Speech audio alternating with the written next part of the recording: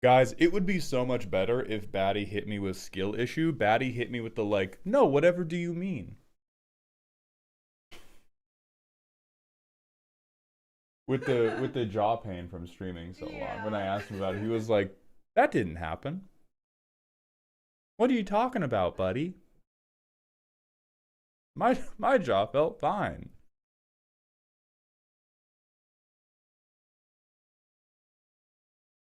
What's up, Darebrand? Also, we have 2 GF hug times, baby.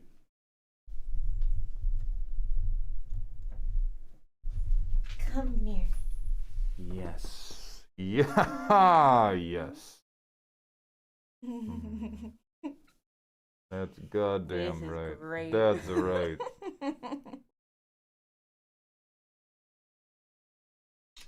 Hi, chat.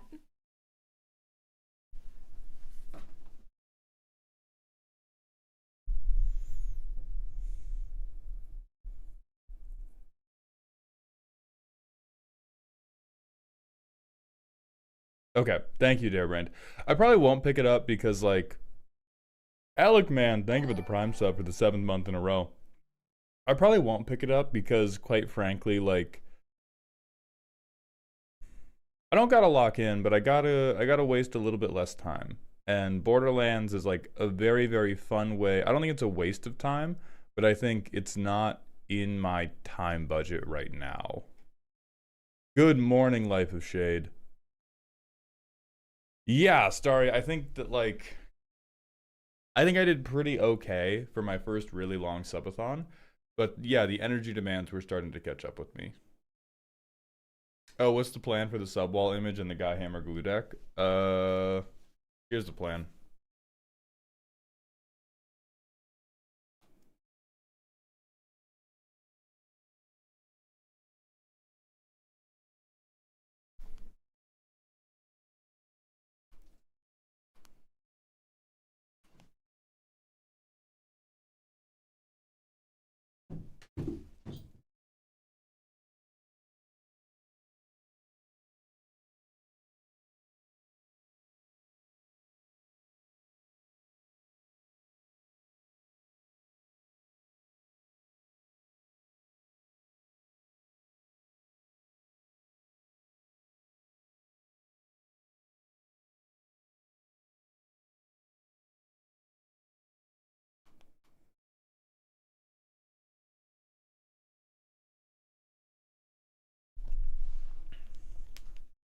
How funny would it be if we kept acting like it's the subathon? I mean, if you guys kept giving me money like it's the subathon, that would be a very funny prank.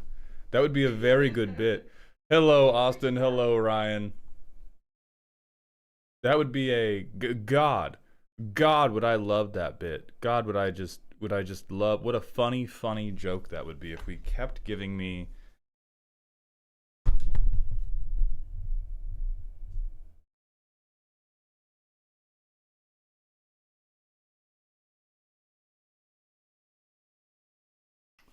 Da, da, da, da, da. All right, let's go tag you. Well, I'm not even going to tag your keyboard. It's just going into your Malltown. All right. Your photo of the subwall is available in Dear Malltown, keyboard and mouse. Mr. Malt, can we have Guy, Hammer, and Glue emotes too? Yes.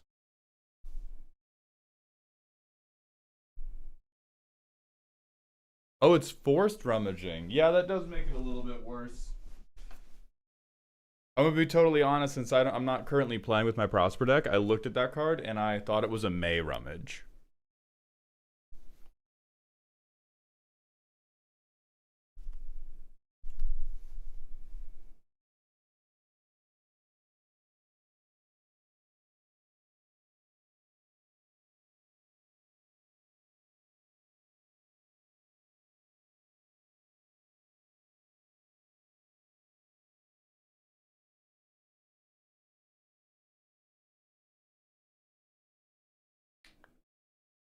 I'm also making an Instagram story that's a link to my Twitch page because I am a consummate professional. No, no. Where's my Where's my goddamn... How do I go to my goddamn Twitch page? Oh my fucking lord. Okay. Hold on, gang. I'm getting there. I'm getting there. I'm getting there. I'm getting there. I'm getting there. I'm getting there. I'm getting... See, you all don't think I'm getting there, but I'm getting there.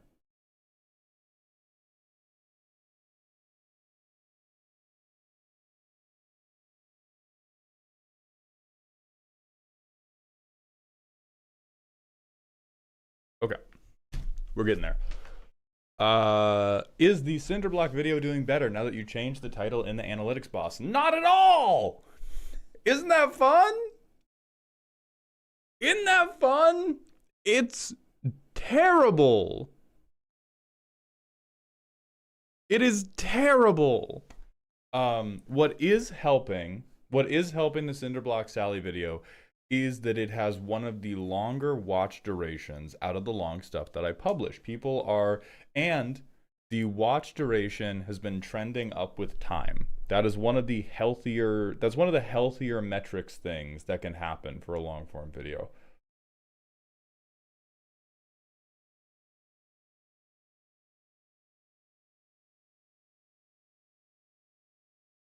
I played Laughing Jasper Flint, and I gotta ask, is it BM to rummage the same deck or the other players are running garbage? Got the autism and can never tell if I'm being a tool. No. The person whose deck you are robbing will probably be butthurt. There is like no way to effectively navigate that if the person has decided that they are going to be angry about it. You can try to do it by going like, oh, you have the best deck. Your deck is coolest. Your deck is coolest, and so I'm robbing you. But past saying that, if they still want to be mad, they're just going to be mad, but that's not your fault. They had a pre-fucked vibe. Storming Goondolf, well, it's Sarumaid, first of all. It's not Goondolf, but it's Sarumaid. The,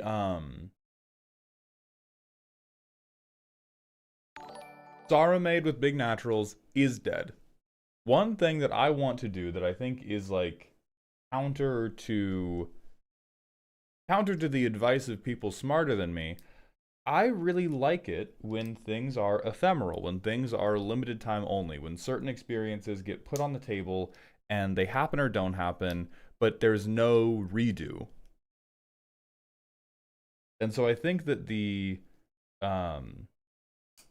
both the maid outfit and the Sarumaid big naturals are... It happened. We went for it. And we're going to do something different next time. It will hopefully be something cool enough and interesting enough that we will have more fun with whatever the new thing is. But it's going to be something new. Cold Spice, the deck reviews we are doing right now are deck reviews that were given away during the duration of my Twitch subathon.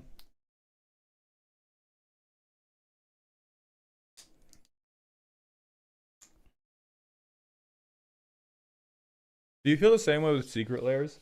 I do for collectability. I don't for mechanically unique secret layers. I feel like anything that is a like aesthetically unique, yeah, those should be limited time. If it is mechanically unique, oh, 360, that blows. Yeah, it's still sending, keyboard. We just gotta give it a minute. Can Old Man Mauled still show up for a new bit? Absolutely yes. We could still get Saru Mauled.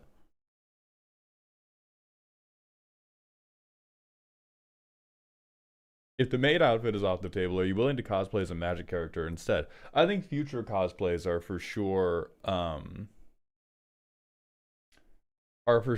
the table. Okay, what else do I need to do? I'm live on YouTube. I'm live on YouTube vertical. Wow, even if it's anything to get you in a skirt again. Well, skirt's not really a problem because kilts are a thing. But yeah, to get me dressing femme again, it's like thousands of dollars. Thousands and thousands. Terrence, an SL is a secret lair. I had a theater director who believed recording shows was the death of art because of the same idea, and it stayed with me since then. Ephemeral art is so unique. Exactly. And maybe the stuff that I've made is not like special enough for people to think of it as ephemeral art, but I think of it that way. How do we get you to ranked grind in arena with a Super Friends deck next subathon? No shot. Like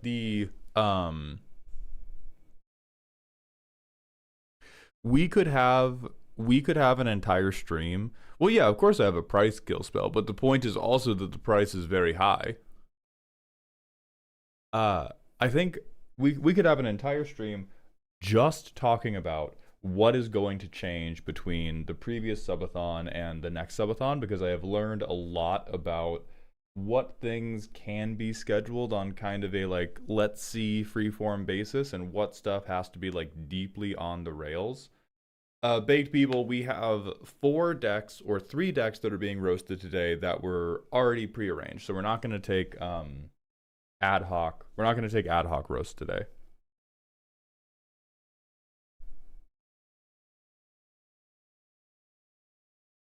Also, Richard Slurps, thank you for the tier 1 Twitch sub for the 7th month in a row. Oh yeah, that's fucked up, Jomi.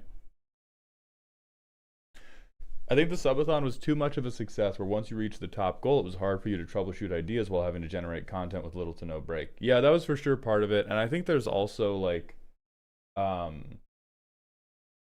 if we do a ranked grind next year, the ranked grind will probably happen at the beginning. And because I think it was like, it was magic related, which is in my niche, but most people don't follow me for doing MTG Arena ranked. And I think it would be better served to do that type of stuff and allow chat to, like, I think it would be better served to do like, Shade, if you want it to be like Simic good stuff, you don't have to. But if you, again, I think you said you want it to be your like just good Simic deck. Both Komas are good if you want it to be just your good Simic deck. Anyhow,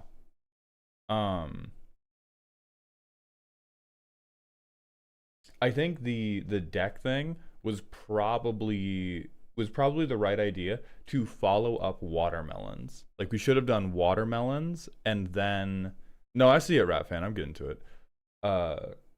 Was to do watermelons and then start the ranked grind and then be like, oh, here's 10 sub change, 20 sub change, and then we can make it cheaper and it can be funnier when it's not like being used to hold me in the dysphoria chamber. Yeah, it was so late that people didn't have spending capital left. It was also like we were trying to come up with add-on. There's a lot of stuff we can change on that.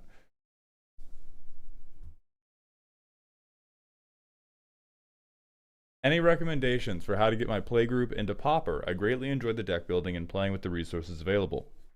Make 4 Pauper decks, ask your friend group to play a Pauper night with you, and let them choose from the decks first, Pokemon style, so you get whatever the 4th deck is, and if they like it, they like it, and if they don't like it, they're not going to play Pauper.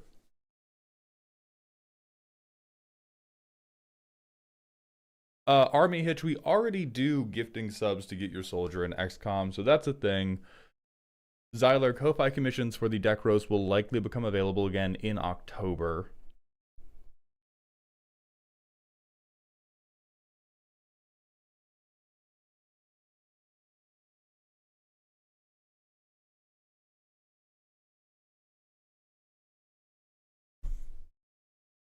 But yeah, if you want your friends to try a new format, you have to make it like super easy for them to try, and then you just have to see if they enjoy it.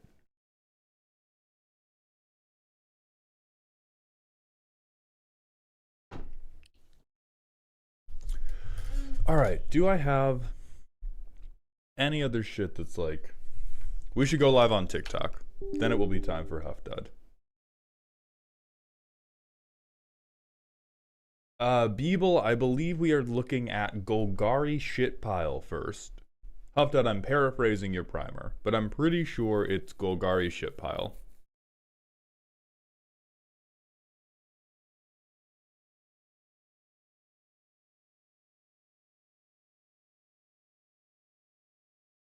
Okay, that microphone's fine. We gotta reset this camera.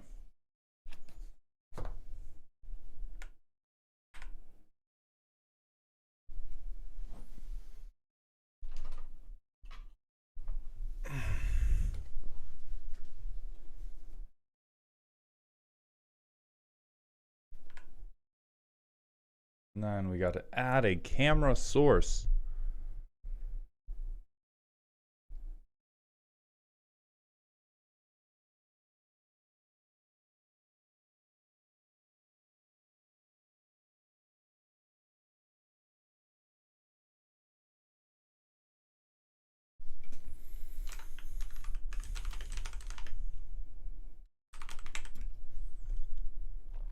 Add topic, Magic the Gathering, go live. Okay, TikTok's being set to live. I'm going to clear out the current personal questions queue. Then we're going to get into Huffdud's deck. Any personal questions asked after this moment will not be answered until after Huffdud's deck roast. Yesterday's short was pretty good. I'm glad you think so. It's mathematically not true, though. Mathematically, yesterday's short is very bad, and it makes me sad, but I did do my best, and that's all I can ask. Daxos, T-Day, very, very craft mac and cheese life gain commander. Do whatever you want, have fun. I'm gonna beat you to death if I ever see you.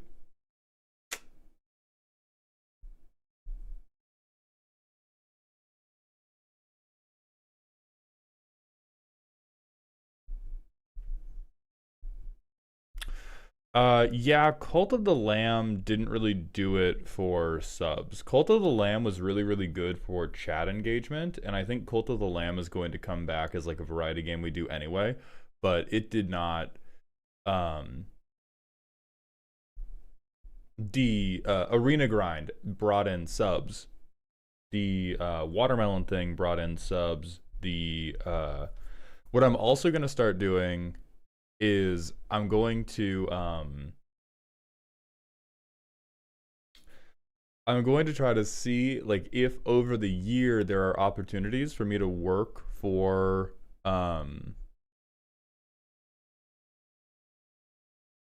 work for product to see if I can stockpile stuff for a physical giveaway. Starry, multiple people were purchasing into the gimmick for the Arena Grind, and so I'm going to say it was the Arena Grind. Like, some number of subs would have come in anyway, but that is mental calculus that there's no point trying to do. We offered a thing people could buy, and a bunch of people bought it. It worked.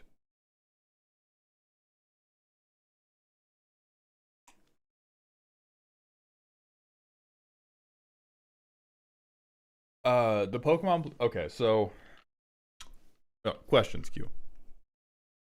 How is Z feeling now that they no longer have to use your GarageBand tier stream setup equipment? Very good. They're very happy to have their nice equipment back, and I am going to be purchasing copies of their equipment. Personal question from God Dang It Man. Did you do anything special to rest after the subathon? No, I just slept and worked out and ate food that I cooked myself.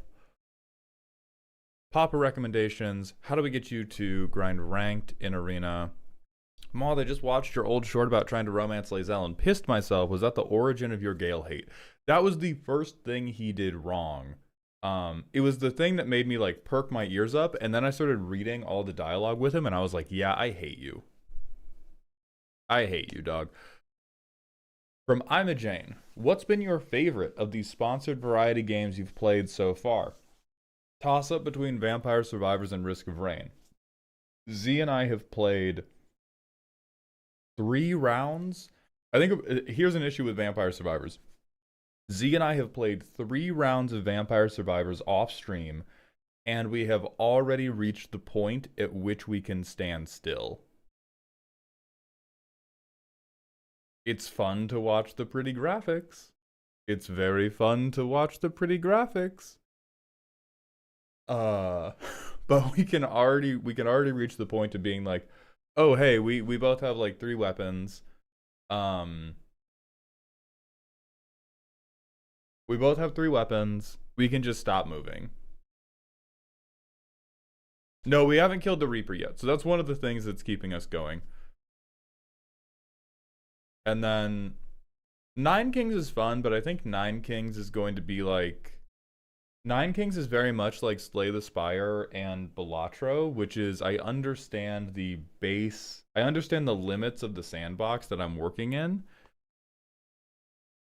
And like there's not really it doesn't really feel like there's very much to solve. It doesn't really feel like there's a lot to overcome. It just feels like there's oh, guess and check until you figure out which things scale the best and then hope you high roll.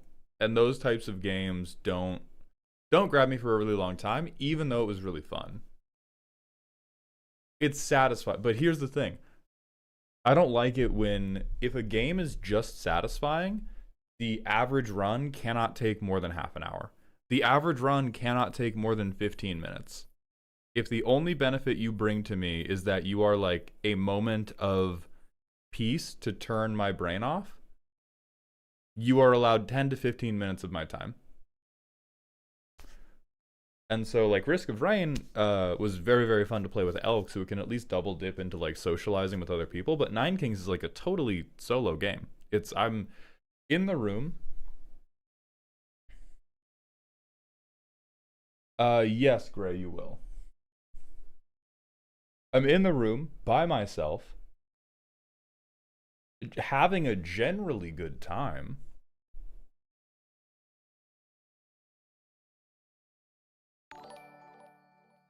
You got it, Bob.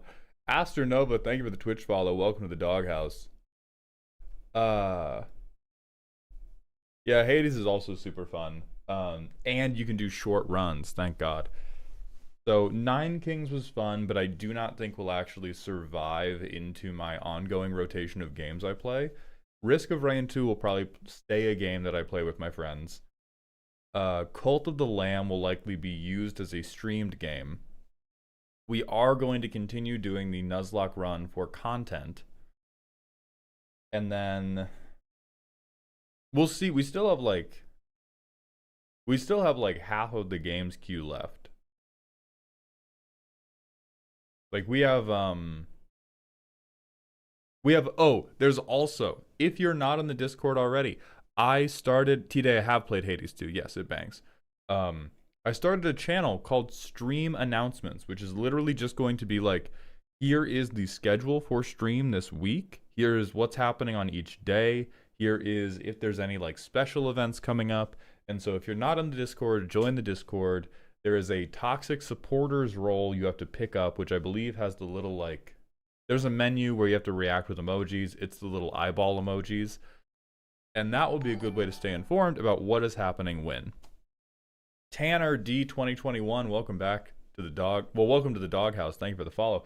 And Phone Account, thank you for the $10 super chat on YouTube. Welcome back after your 1 day of rest. It was a good fucking day though.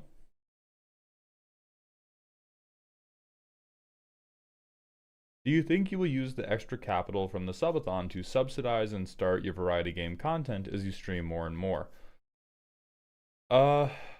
I don't think I'm gonna be necessarily streaming more and more and more. But the point of the subathon is that now I can experiment with things that are not necessarily going to land for the next like 2 to 3 months.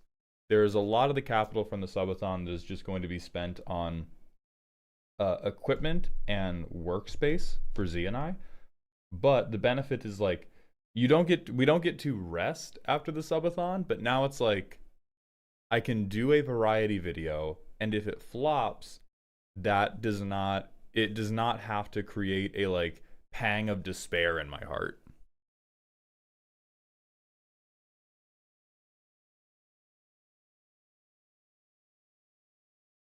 So I doubt I'll be streaming a lot more, because I think the way you get like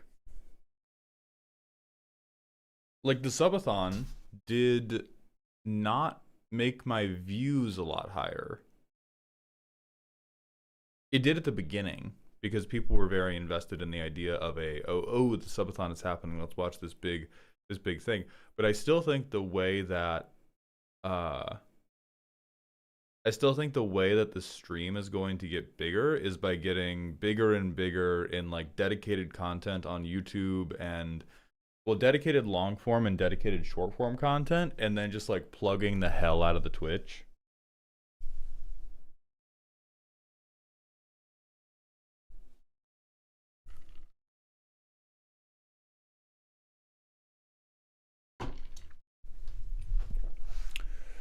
Would you ever consider Armored Core 6 as a game to stream play? Maybe. I've never played it, so I don't know. Let us now jump into Huffdud's deck list.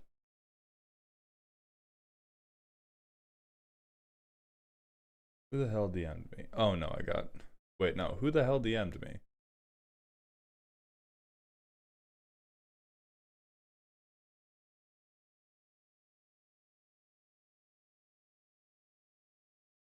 Okay.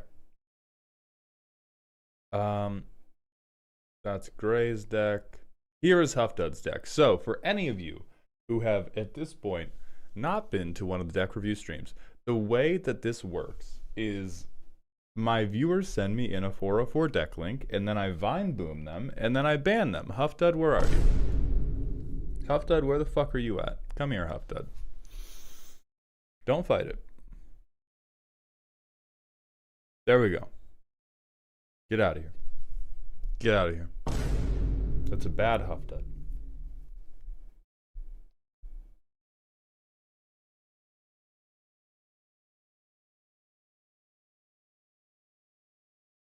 Okay. It works. It works. I think the Control C, Control V, I just didn't highlight the entire URL.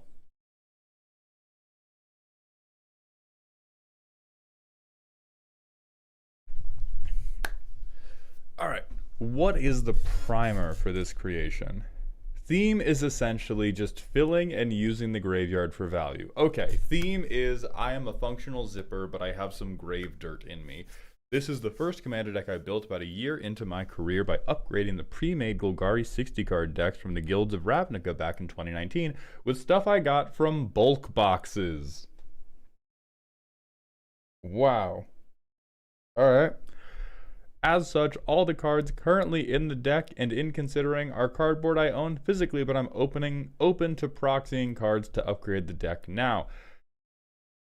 To get ahead of the Ship of Theseus question, how open are you to proxying the entire deck? $48! Yeah, how open are you to proxying 99 new cards? I haven't played Magic in almost 4 years now, so the deck is not highly optimized at the moment, and I appreciate any and all suggestions on focus and replacements, including callouts for all the new Magic player mistakes I haven't corrected yet because the deck was sitting untouched on my shelf. Okay, so Huffdud, you know how people meme about like, oh, if we gave McDonald's Sprite to a Paleolithic man, his head would explode? You are the Paleolithic man, and the last 4 years of Magic are going to be McDonald's Sprite. So let's look at what you did have. We have a Zoni Thousand Eyes. She is bad. So we make a 1/1 insect for each creature card in our graveyard. If we sack a creature, we can gain a life and draw a card. Card touching question mark. I think the question marks on this deck, beautiful. All right, these are all good. Well, these are all okay. Well, this one's alright. And this one's alright. Filling the corpse heap. Alright, corpse churn is fine. These look to be... So these are just all of the bulk commons and uncommons that are like, hey, you can mill a little bit. You can mill a little bit.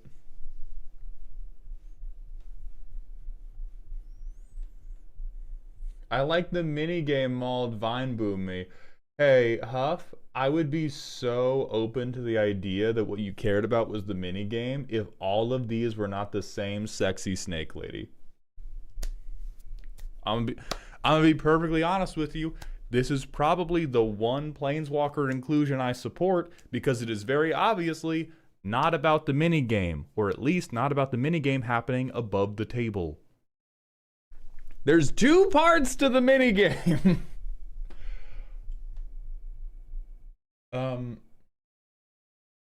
Alright, so if you are like...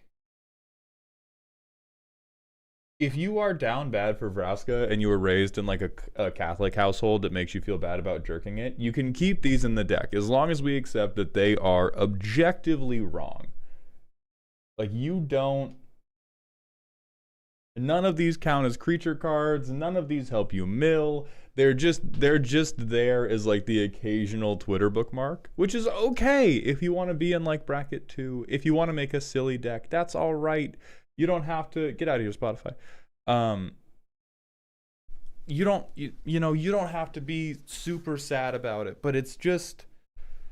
So we got 4 card slots out the gate these are bad cards. Loot the bodies. Is this bringing stuff back from the... Okay. I'm noticing a sub-theme, Huffdud. Do your parents have like certain websites blocked on the home Wi-Fi or something? Is that what's going on here?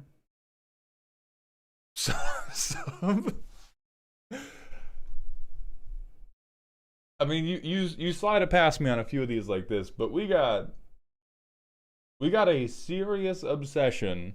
You got a serious obsession with toit snake ladies. The art is just whatever art I had on the physical cardboard. I swear, bro. I swear the Brazzers membership came with the library card. Please. Please. They made me type it in. It was for research. Alright, so we got Golgari Goth Girls is what's happening in this deck. So if we... Hell yeah, not Sol Ring. Replacement Commanders. Both of these are fun. Squirrel of Minor Irritation. Okay, so...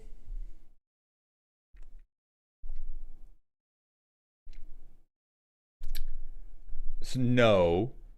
First of all. No. It's both like way too bad and pisses people off way too much. Chrysius, these decks are being reviewed. These decks we're reviewing right now were given away during the subathon. In the future, we're going to give them away on sell them on Ko-Fi. I did preface this with it's the first commander deck I ever built. That's true. That's true. You know what? I do feel a little bit bad about getting into an exhibition boxing match with a baby. So let's just show you the heat. Let's accept, hey man, this deck's gonna be really bad. Commander is filled with a bunch of fucked up and good cards that you knew nothing about. And we can show you a bunch of those good cards. Yeah, this is the GOAT. He's very, very good.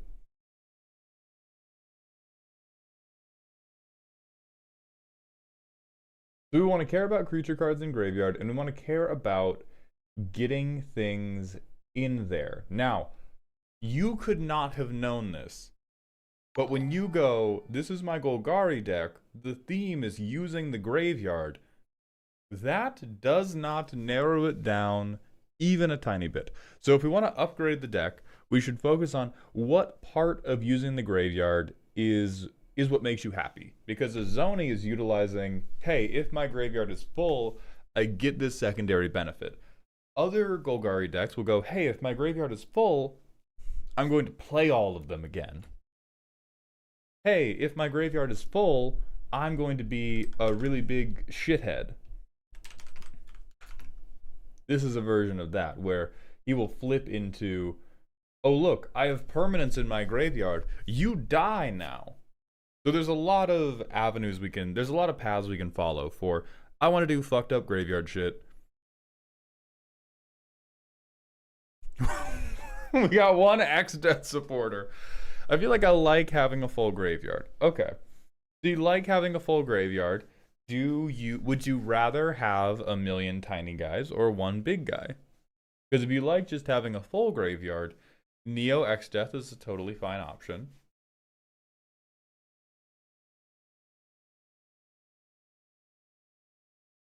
What do you mean? Responded to comments. Hopsing dog.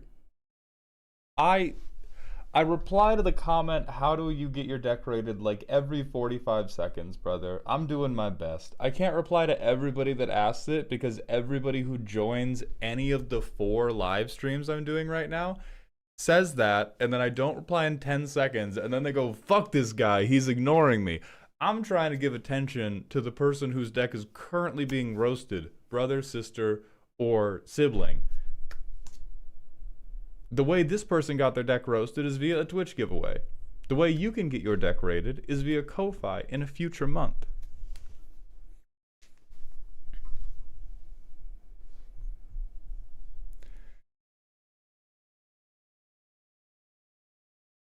I don't always ignore you, Adam. I'm mean to you because you deserve it. Okay, so let's go back to Huffdad. I like having a number of moderate to large guys as a result of my full graveyard. Ooh, we can work with that. Let's talk about Jund.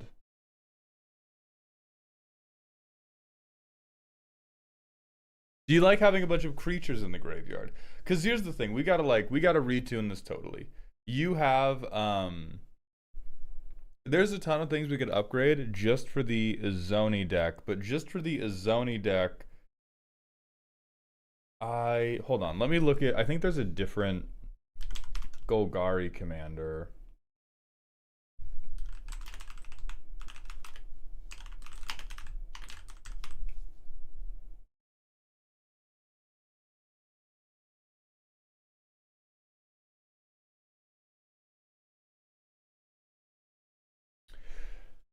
So this guy will do something. Oh yeah, Huffdad, I'm not locking Izoni in. I'm trying to think about, like, 4 years, you've missed a lot of commanders. A lot of, yeah, like a lot of stuff has changed, and I'm trying to think about the best way to, how do we build an army of guys? How do we build an army of guys that's going to feel satisfying?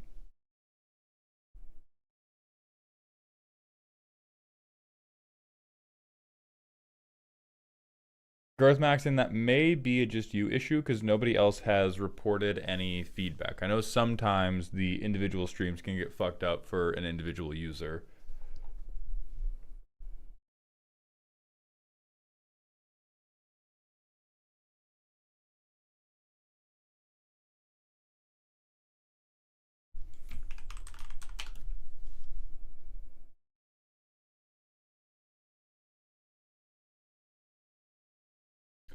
Well, I don't know if Achik is better for Army in a Can, because Achik, he does Army in a Can a little bit better than Izoni does, but does not have card draw. And I think for somebody who's relatively new, to Commander, you need to have something that's going to prevent you from gassing out. We are not doing Marin. No. We are not giving... This person showed up being like, do you have anything a little bit stronger than Sprite? We're not giving them methamphetamine.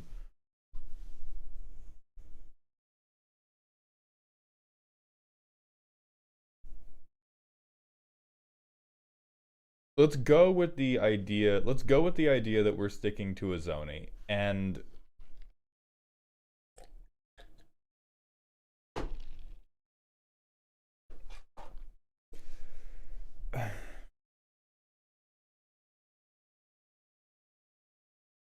And you know what? You know what? It looks like you did your best. But this deck is deterministic proof that Tony Stark was a comic book character for a reason, because this does in fact look like a fucking box of scraps. And so let's just begin fucking you up with all the stuff that's gonna be good. Ripples of Undeath. Meet one of your new favorite cards in the entire game. There is... Oh, my brain's gonna explode because there's so many things. If you want to really, really mill yourself, .org, there's Lance Armstrong's missing testicle. This will mill everybody a ton, but it will mill you so much that you will always be very, very, very, very happy. Yes, on TikTok, on Francisco's suggestion, Insidious Roots can't be your commander, but does kind of exactly what you want it to do. Every time you get something out of your graveyard, either because you took it to the battlefield or because you took it back to your hand with a lot of your really, really bad uncommons, you will get a plant token and you will get a counter on each of your plant tokens. Let's keep it lined up to, let's talk about how we can get cards into your graveyard in a way that won't make you sad. We can use the other dredge cards. There is also Golgari Thug, and I believe there's one more guy. There is Golgari Thug. There is not Salvager, come on. There's Dakmor Salvage, which is a land that can do it. Ah, yes, it's Grave Troll. And then there is also Golgari Grave Troll. If you are in a Golgari mill deck and you get any of these cards into your graveyard, you are basically set up for the game. Like, you're good to go. Shit is happening. Other ways to get stuff into your graveyard. There is Ripples of Undeath. There is Mesmeric Orb. There is Six, who, unfortunately, like, this guy kind of goes in any green deck. If you have green and you want value, what the fuck are you gonna do? You're doing this. You're doing this. How Huffdud, Ripples is not too powerful for bracket 2. If Ripples was too powerful for bracket 2, it would be a game changer.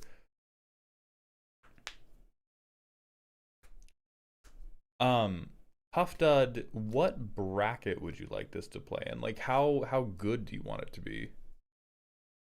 Hoff, my commissions are currently sold out. They sell out in about 30 minutes.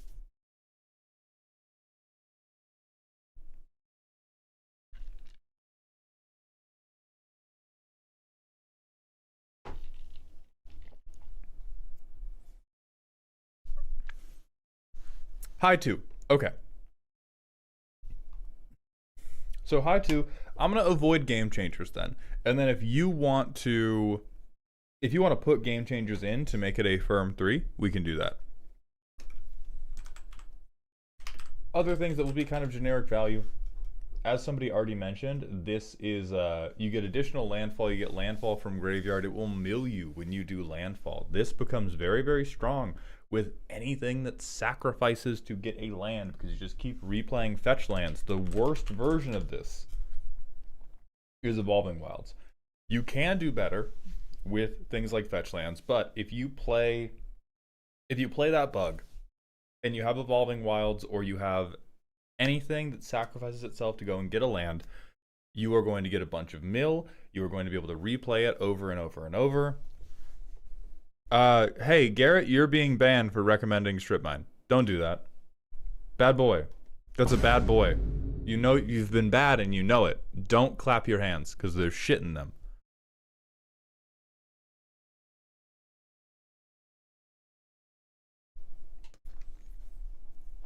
Kirk, the commander's a Zoni. What else can we do for Golgari Self-Mill? There's a lot of other stuff, like, okay, Undergrowth Recon's probably not it, but Aftermath Analyst probably is. ETB Mill 3, kill it, I get all my lands back. Wow, isn't mana broken and cool? Then there is also...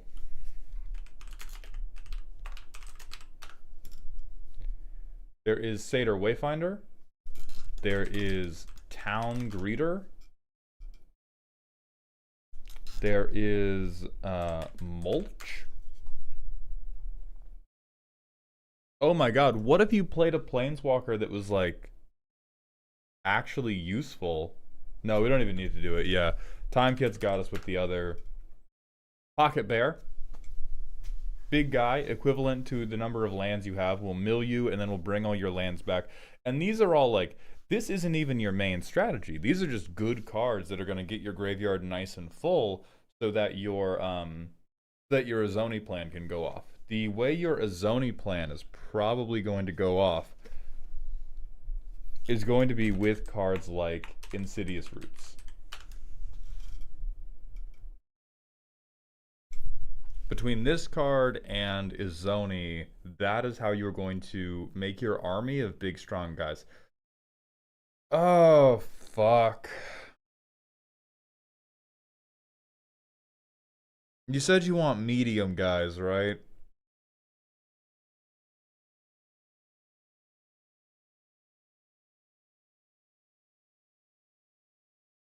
You said you want medium guys?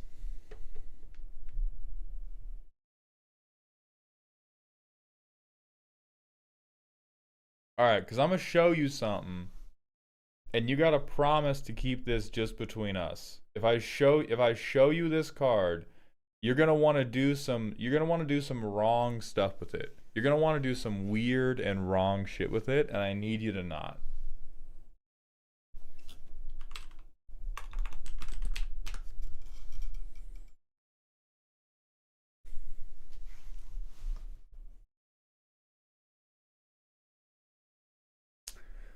So I'm just talking about, like, if you do the Azoni turn, and then we bring this thing back to life, this is very quickly your bug army becomes 2/2s, then 4/4s, then 8/8s, and then you kill everybody.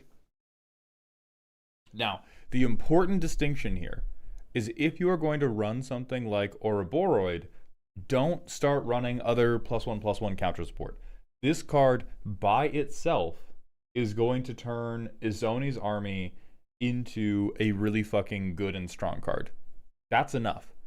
We don't need to do, like, you don't need to do, oh, what if I put extra 1/1 counters on? Oh, what if because I put a 1/1 counter on I get a back rub? What if I get $5 back at Starbucks? No. Just put in Ouroboros. And then the other stuff we're going to do, you have a bunch of shit that says, what if I got my guy back to hand? For the most part, like Corpse Churn. For the most part, we don't want to do that. We want the graveyard to get big, and then we want them back on the field. I have Griswold in the deck. Does he work well with this plan? Oh, fuck no. Huh? Hold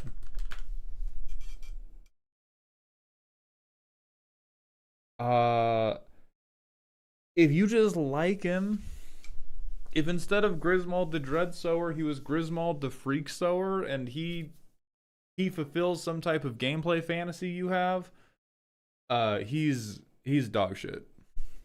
Pure dog shit.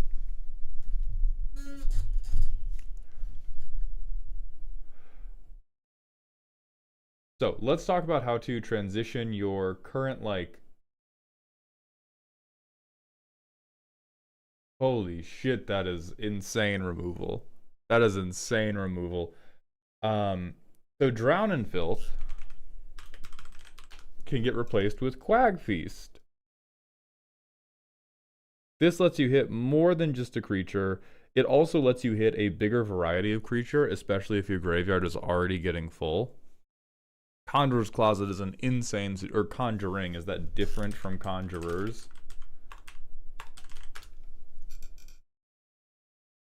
Oh. Well.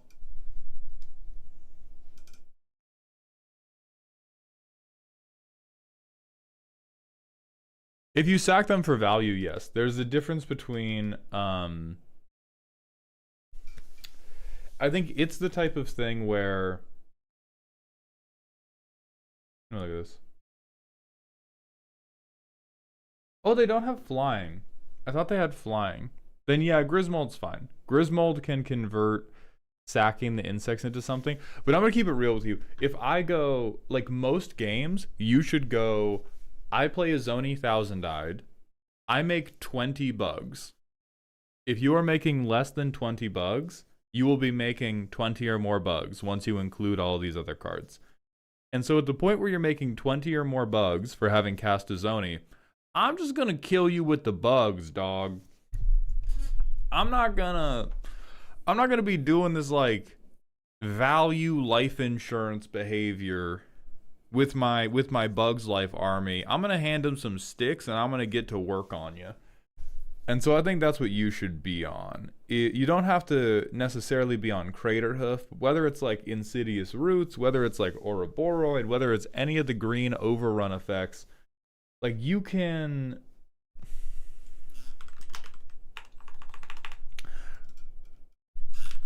So Renata works better than this.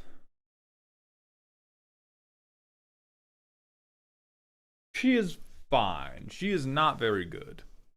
She is the right idea, but she does not do it very well. Like, compare Renata to Ouroboros. Yeah, she's currently... Huffton, I'm gonna keep it real with you. You're cutting the entire deck. I'm gonna keep it a full stack with you. Anything you have built from cards you had on hand, the stuff you will be able to keep if you're trying to build a like good version of the deck, 90% of that has to die. Like here, let's go through the stuff you can keep. Salvage, Reaper, Lich, Glowspore,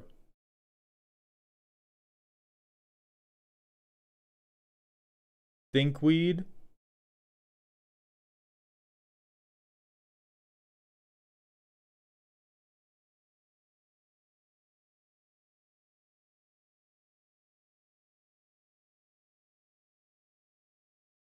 Signet, Jared, Savra, Decay, Casualties, Eat to Extinction, Putrefy, Price of Fame,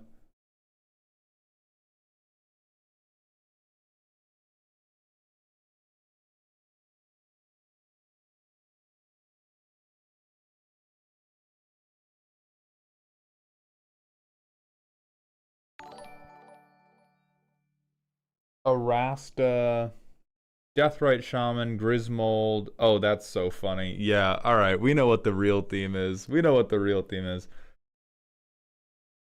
Thank you, baby. Poison Tip Archer.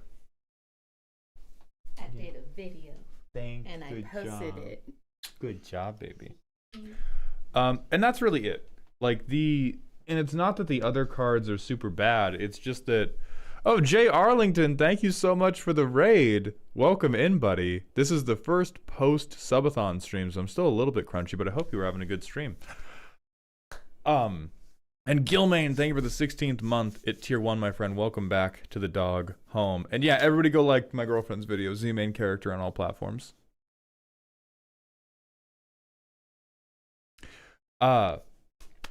Anyway, and everything else, it's not that it's super bad, it's just that like a much better card exists for all of it.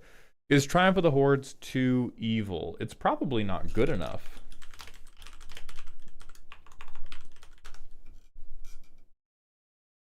Yeah, this doesn't do enough.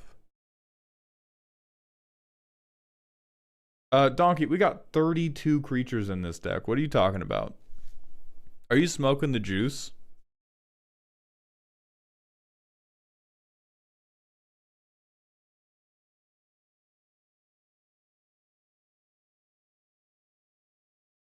Refry is not happening, dog. So we can keep going through the list. Elikman does have some good suggestions of...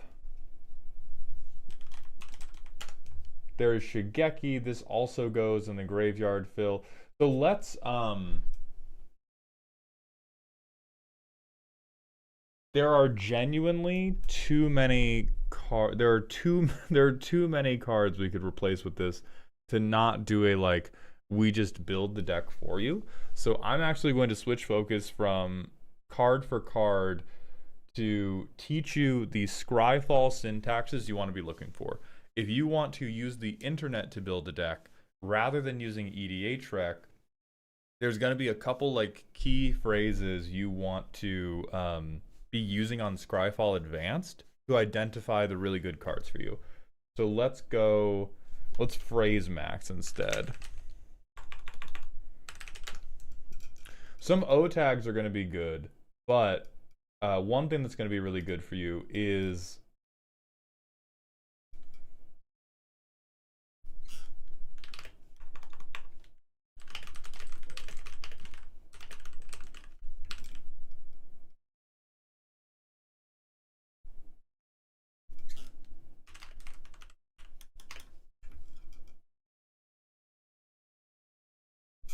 I don't think you need top library, but anything that says put the rest into your graveyard. This is one of the most important phrases for a Golgari deck that wants to get their graveyard nice and full to do other shenanigans with. Walking Cactus has Otag Mulch. That's another very solid one. There's another... Hey, thank you, Wayne. Should I be cutting more instants and sorceries to up the creature count more? Yes, Huff. Whenever you can, I would advise looking for creatures that do the job that your instants and sorceries currently do. A really good example of a like classic creature that does the job your instants and sorceries are doing. Ravenous Chupacabra just shoots a man. If you have a sorcery that just destroys, or if you have an instant or sorcery that just destroys a target creature, use Chupacabra. There's also Chupacabra Echo.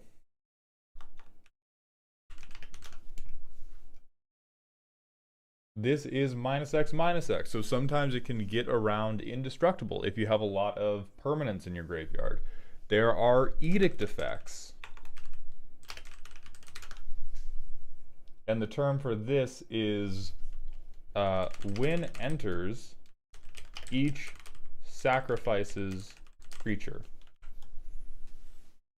Shriekmaw is a little old, but you can still play Shriekmaw. Yeah, we're not doing individual cards anymore. There's generally too many. There's genuinely too many. This is not a, oh, here's a cool here is a cool card for you to include in your deck. This is like, we've been out of the game for 4 years and we built the deck from a bulk box. We need to give them the tools to build the deck that they actually want rather than the deck from the card collection they actually have. So when enters, sacrifice a creature.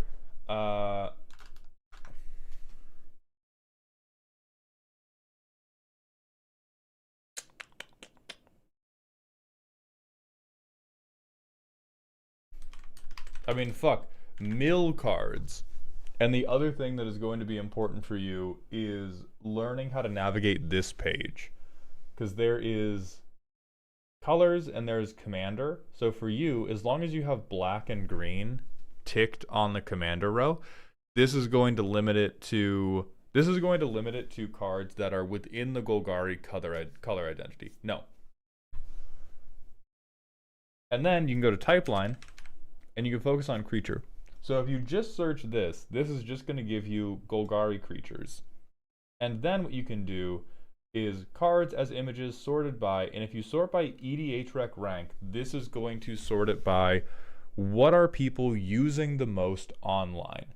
This is not always reliable as a method of, I know the basics. All right, if you know the basics, then let's keep focusing on what phrases are going to give you the best cards. Because most of building a good deck, if you're willing to proxy, is going into Scryfall Advance and choosing a bunch of keywords related to the deck you're trying to build.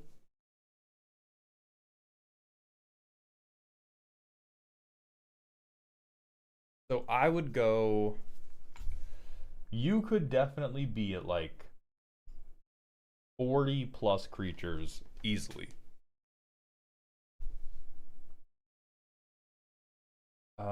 I think your land count is also a little bit low. It's quite a bit low. It's very low. Disastrously low. And then, oh yeah, this would be another fun one. So this is why, actually this is perfect, Vig. This is why I don't like Griswold. Cards like this exist. Alright, fuck ass Scryfall. Cards like this exist.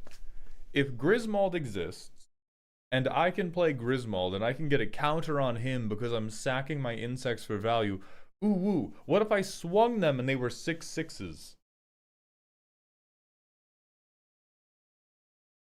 Why do I give a fuck about Griswold? And you can keep Griswold, but in terms of the broad game plan that is motivating you to include Griswold, Think about the wide, wide world of you have green.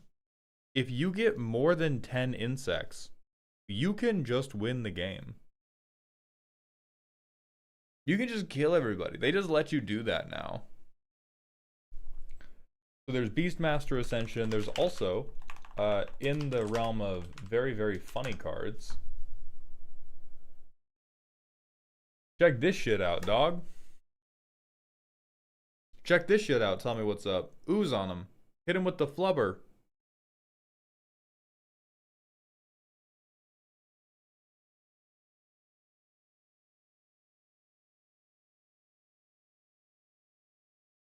Yeah, Toski can do it too if you're crashing out. But it also depends on, do you want to be going to combat or do you want to win as an Aristocrats player? And if you want to win as an Aristocrats player, I'm going to need you to get the fuck out of my house.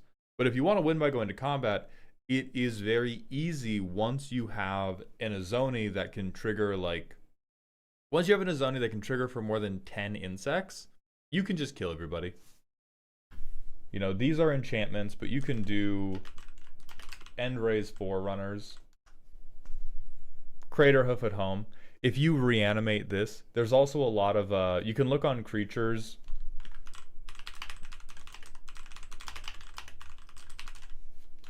Return target creature to the battlefield. And if you go that, here is one example.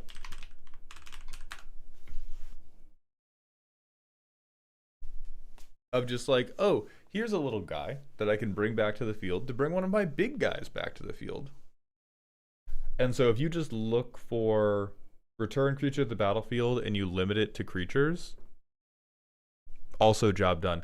So I would spend a long and fruitful afternoon looking through these tags to see what cards you think are cool. Because quite frankly, this says a lot more about how lucky you are than anything about you as a deck builder. And you're not very lucky. But game recognizes game. And I think you have similar taste to me, which I respect. But all the cards suck. And they don't suck because you don't know how to play Magic. All of them are roughly on theme, but you are intensely limited by the gacha nature of Magic the Gathering.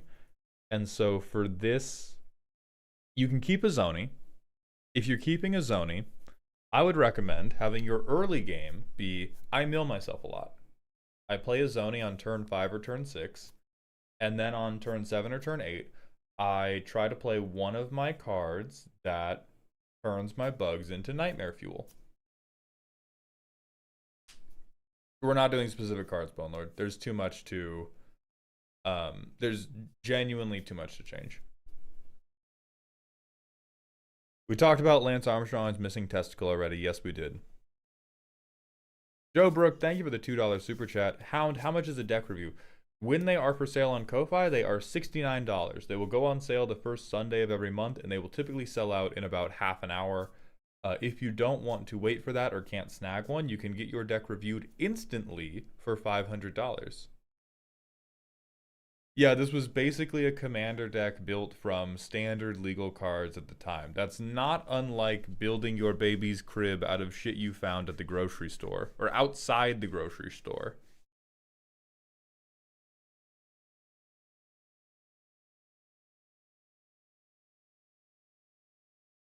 So I would say go to these Scryfall tags.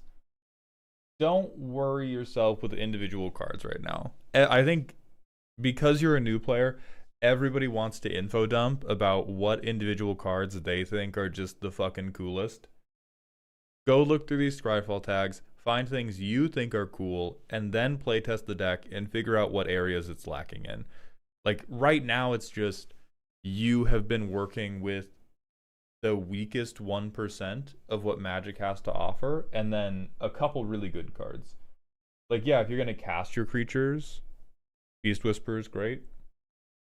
Underrealm Lich is great.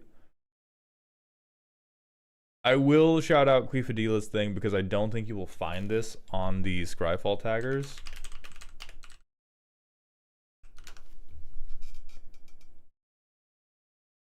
Really, really good way to sacrifice your creatures is going to get bigger by himself and is going to ramp you. Porcupine, I've tried clipping, and for the most part, it's just like good, Alec man. Everybody in chat should feel personally attacked. But I think this is like the number one thing of um you're like we're all trying to make this you're all trying to make this your deck right now. And this person has not seen enough magic cards to even make it their deck. And so there's a couple that they won't be able to find by just looking through, hey, what are good Golgari mill cards? But Huffdud, I sent you to research if we want this deck to exist. As you are saying, your card Rolodex is simply too limited for this to really like speak to anything.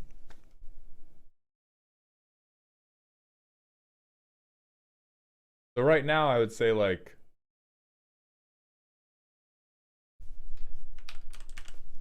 this is does it play Magic in its current state? I think it does. I think it plays extremely bad Magic. Like, I'll tell you right now, if you put this deck in a room with any precon from the last 3 years, they are not going to be able to identify your body. You are going to have needed to set up your last will and testament with your next of kin before you, even the Aether Drift ones. The Aether Drift ones are dropping this deck off the fucking top rope.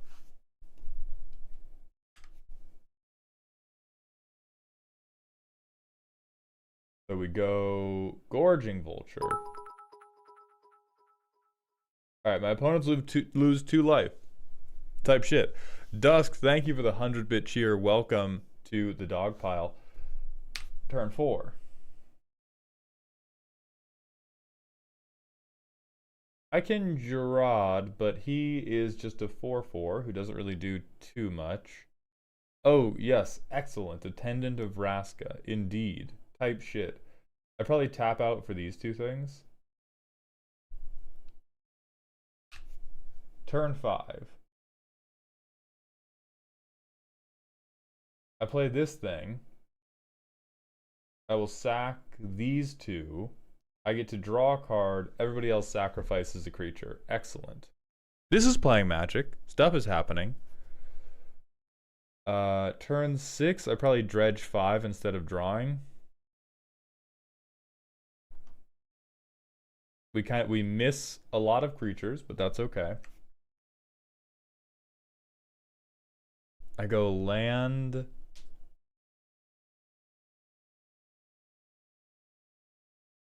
Imp.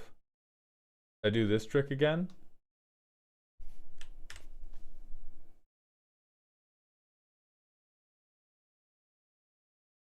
I can't Corpse Connoisseur, but I can Corpse Churn on someone else's turn. And we can get 1 creature into hand. Who is the lucky person? It's not Stinkweed Imp, because you're going to continue being Dredge Fuel.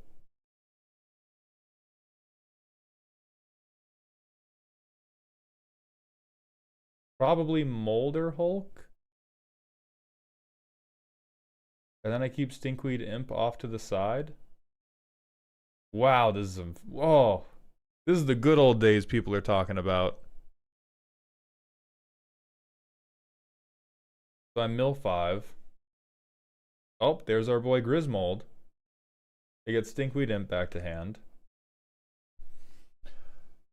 If I have to spend more than 2 mana on this, I'll cry. So I'm not even going to I'm not even going to check your graveyard. We cast this guy for 2 mana. And this is playing Magic. Magic is being played. This is like hardcore bracket 2. Every precon kicks your shit in. The only real chance we have is that Priest of Forgotten Gods is board controlling.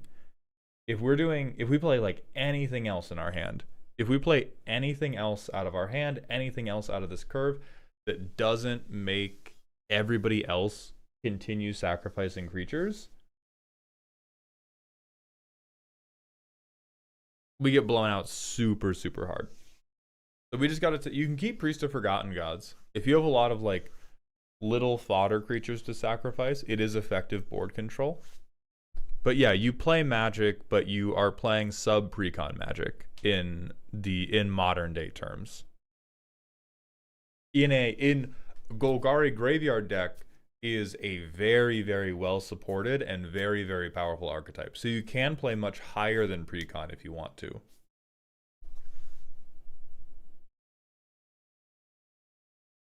Hi, I want to play Commander and I want to play in black, but I find guides to be hard to parse. What should I look for?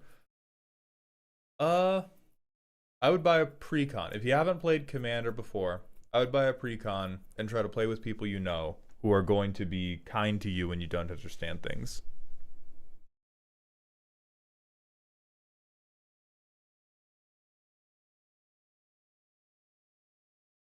Neon Husky Carrion Feeder is super pricey because it's a free sack outlet, and so every sacrifice deck in the history of this game has included it.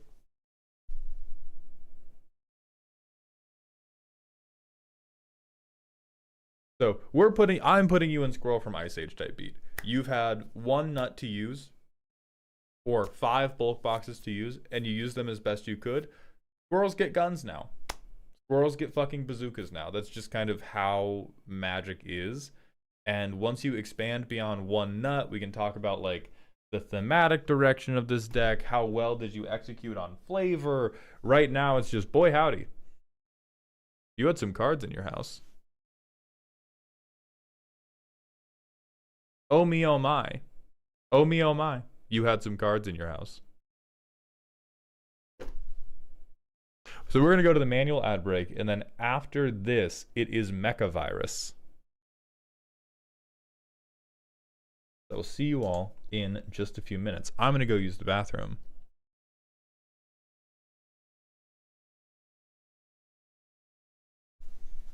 And then we will do a few minutes of vamping, because a lot of people in YouTube chat specifically were bringing up like content ideas.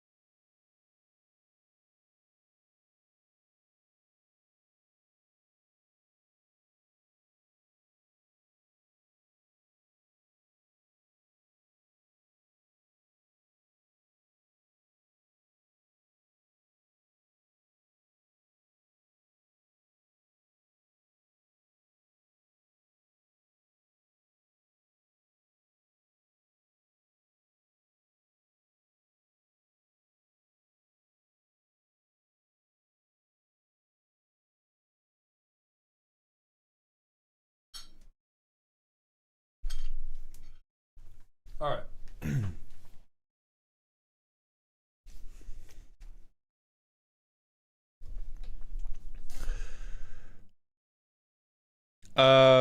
Life of Shade, we're gonna bring them back, but I don't.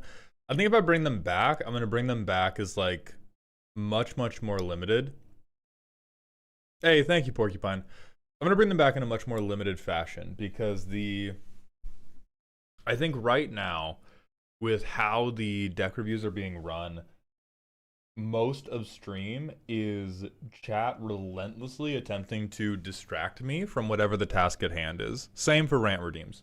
Because a lot of people are like doing rant redeems as like personal questions. They're doing rant redeems about like, what do you think about this detail heavy situation that you could not possibly know about? And so I am going to change how they get redeemed, maybe in such a way of like, boss, I think chat has convinced me and Marin may become my new commander. All right, you are lost, Tough Dud. Rest in piss. Rest in piss. Horrible decision.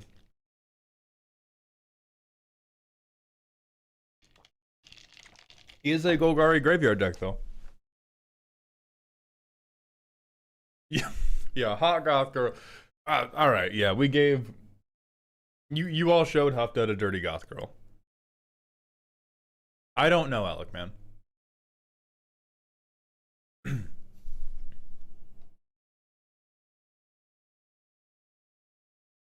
We were like, go look at the big wide world of what you could do with Golgari. What if you picked the most generically powerful Golgari goth girl that was ever printed? Excellent. Type shit.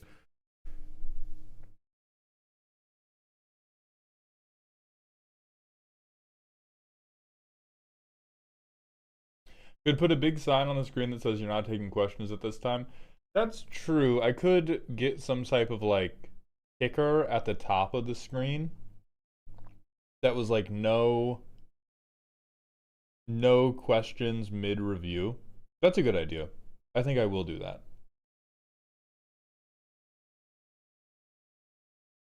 Alright, Mecha Virus. I am demanding Sign of Life before we make fun of your ridiculous Naya deck. What the hell? Alright, for some reason, the first click never wants to work, but the second click will work.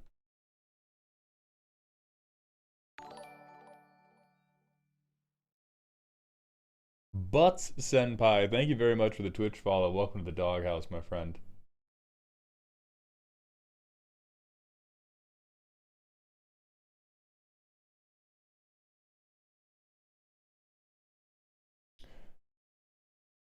Alright, Mecha Virus is here. Perfect.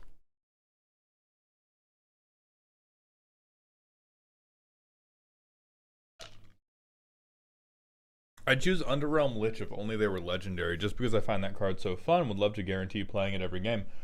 Huff, in a Marin deck or in any Golgari deck, you can. God damn, typing fast will be the death of me.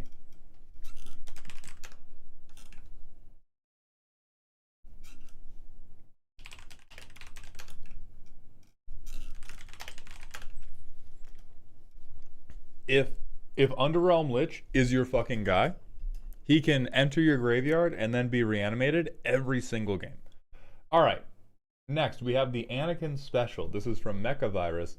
The deck's purpose is to make people understand why Anakin hated sand so much by beating them to death with it. So this guy has Desert Walk. You may play desert lands from your graveyard. Whenever a desert enters the battlefield, make 2 1/1s. Alright.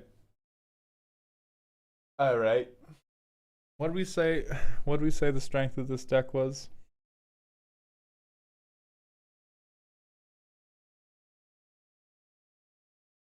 Primary game plan. Make a bunch of dudes. So the This is a great microdosed gimmick. I'm already confused on what the theme is supposed to be, because the theme appears like, if the theme is I am Anakin Skywalker's trauma, that theme is achieved as soon as you go Hazazon Land, right?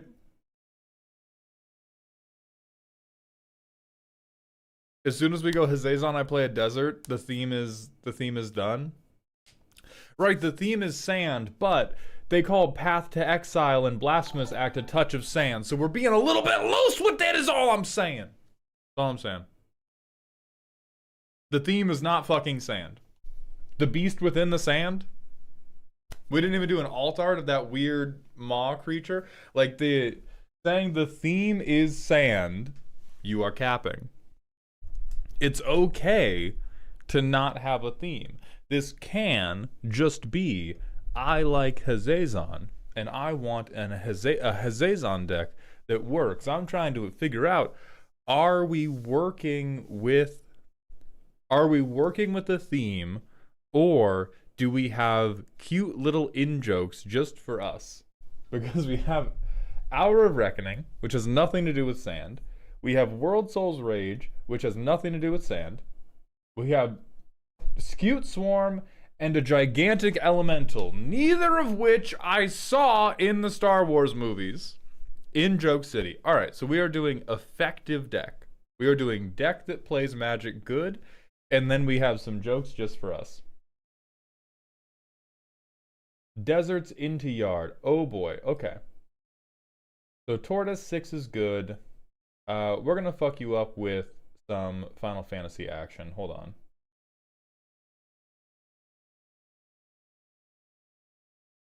Draw. Yes, classic. Wow, Chewbacca's really changed since the movie, you guys. Since The Phantom Menace, Chewbacca's really changed a bit. Embrace the unknown. See, this one has sand on it. This one has sand on it. That's cool. That one looks like a desert. Hey, if I hallucinate in the desert, I might hallucinate a golden sheep.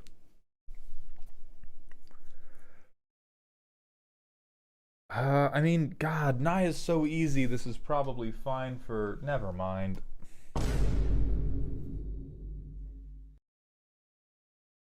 Dude, economy enable...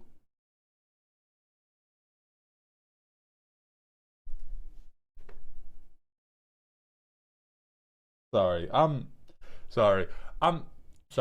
trying to imagine. No, it doesn't, Terrence. I will ban you if you tell one more lie, Terrence. I'm just trying to imagine you sitting down with this deck and going, hey, this is a sand-themed deck. And you go, turn 2, Sand Scout. And everyone goes, oh, hell yeah, sand deck. That's awesome. I love that. Sand deck. And then you go, yeah, anyway, turn 3, Scute Swarm. Bam.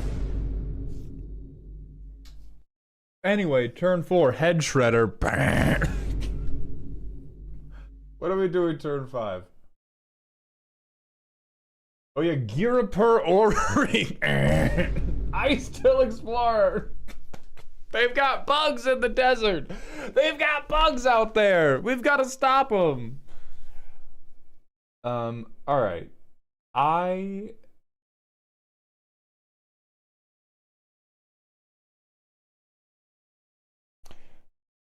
So I think the most important decision you have to make is how many cards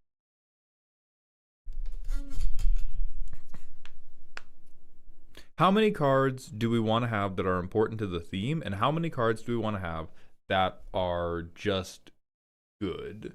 Because we have some cards like Colossal Rattleworm, which mostly sucks.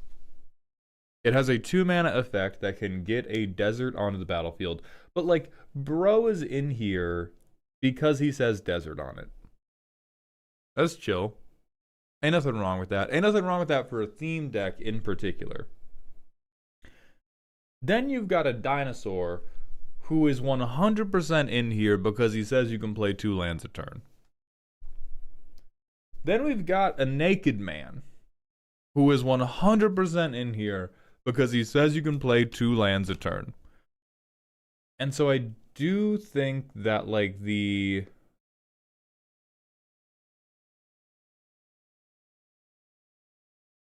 those are what takes me out of the flavor the most, is when we go like if you're obviously just, oh, this is my favorite deck because it works, and then this is the story I tell myself. Like, if you're telling yourself internally, this is Hazazon is the dude who bullied Anakin as a kid and that's why he hates sand, that's funny. I am not here to press on your internal Wattpad fanfic. It's more about, do we want this to be a deck where the theme carries to the table, or is this a deck where the theme just carries internally? Because if it just carries internally, you can shoot most of these desert cards. And we can just have Balin the Haymaker. You can just have 6, who is clearly in the middle of a forest and not a desert. We could even define it as broadly as the deck gets to have stuff that is common in a desert. You know, I think turtles are in deserts sometimes. Bunnies aren't. Bugs are. That is probably the best point that chat raised, is that deserts do have a lot of insects on them. You could do a deck that was filled with desert nomads. It wouldn't be this bitch.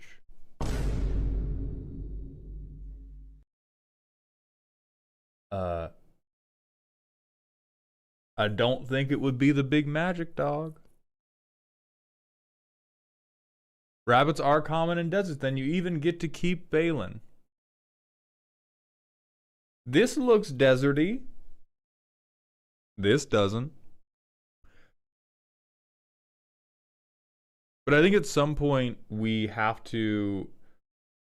The specifics of what creature is common in deserts is so fucking far to the left of the point. Oh my god. We cannot be that purposefully obtuse just to try to rage bait me. That's so far to the left of the point. The point is that we must pick a through line. And right now, the deck has half of a through line. And I would love if we could pick either mechanical or thematic, because right now we have like...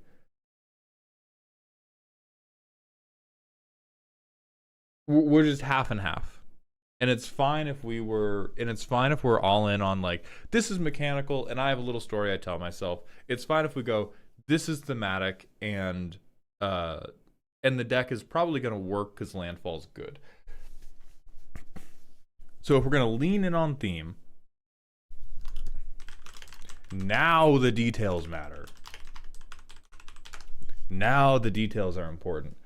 So we can play foxes, we can play rats, we can play snakes, we can play scorpions, we can play armadillo lizards, we can play camels, we can play coyotes. That's close to a dog, so that brings enduring courage is actually back in. We get the tortoise. Ooh, dingoes! Hell yeah. We can get cats, and we can get lizards. And then, sure, we could... Balin is a jerboa. So now... Okay. Alec, you'll be freed, Thursday.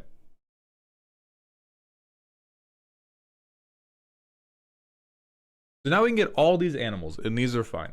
And then we can get anybody that I think looks deserty or has deserty art. I don't really think Mending of Dawn... So let's go through the things that I don't think fit the bill. I'm not super confident in Perpetual Timepiece.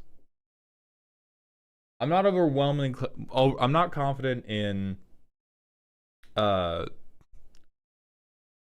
not confident in Timepiece, Crawling Sensation, 6. Let's look at how common are desert forests.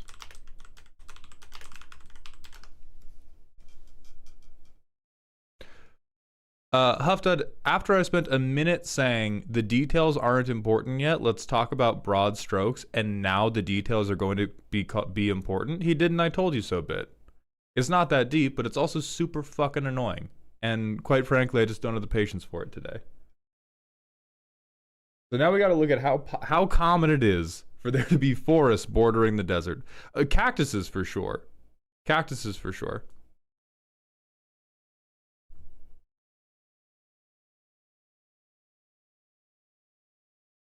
6%.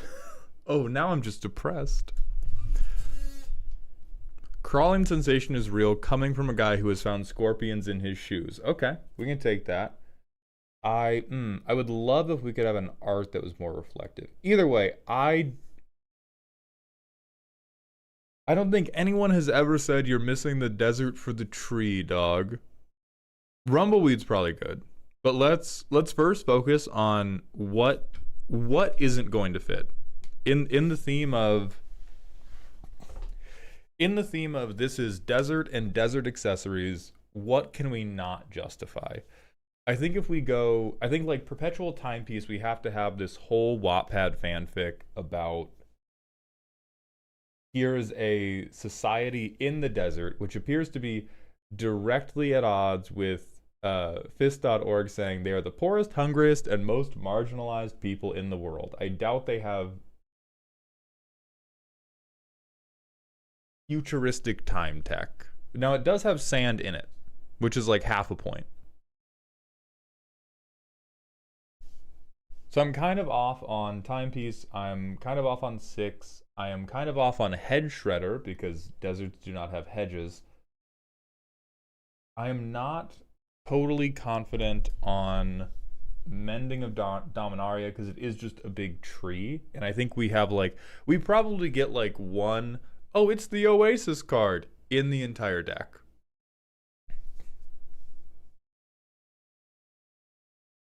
Valen, we have already defined, is the weird desert bunny. Height of Harmony. I think this is non-specific enough that we can justify it.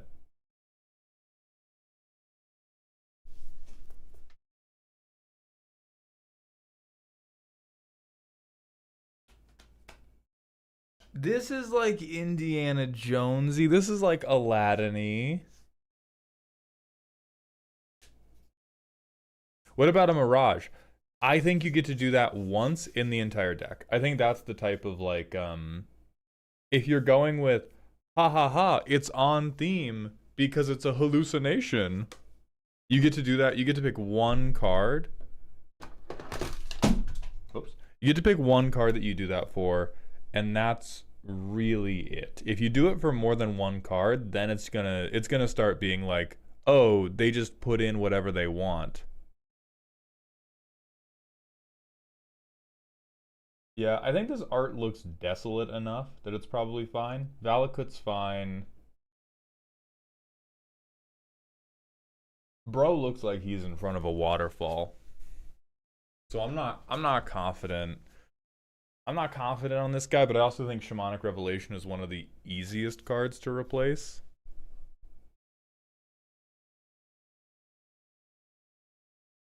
Druid class is absolute cap. Lithoforming, great. Sand Scout, great. No, and you know why. Dune Chanter, great.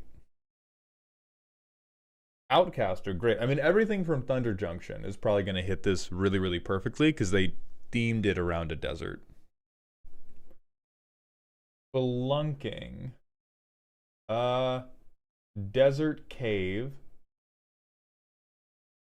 Not a believer in Swordtooth. I'm not a believer in the Desert Greenhouse. Great, great.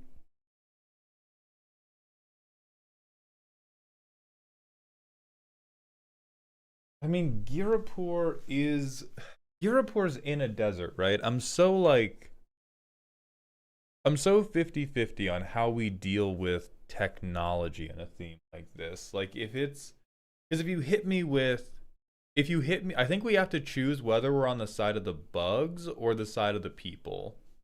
That's probably what's going to make the flavor be a little bit more coherent on my end. Because if you go like, I'm hitting you with all these desert animals and a Gundam that the society that is flourishing in the desert built on their own. I don't think you get Scute Swarm and Desert Tony Stark. I think we have to pick one of the two. And so if you want Desert Tony Stark, we could keep Girapur Orrery.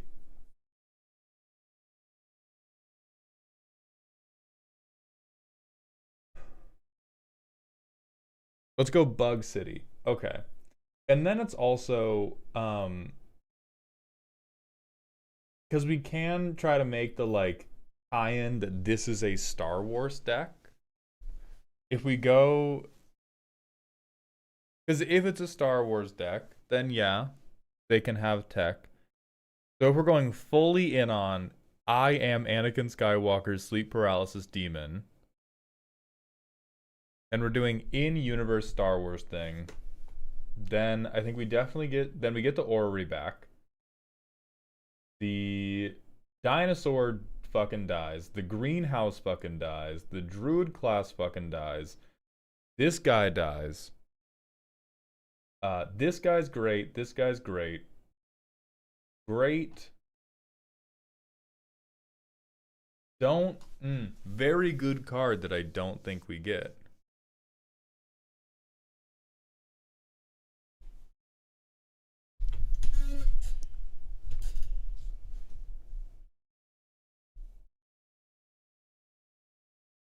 And then I saw you tag in the Discord that this is the card we're putting instead of Cathar's Crusade because we don't want people to be mad at us, which is very, very funny.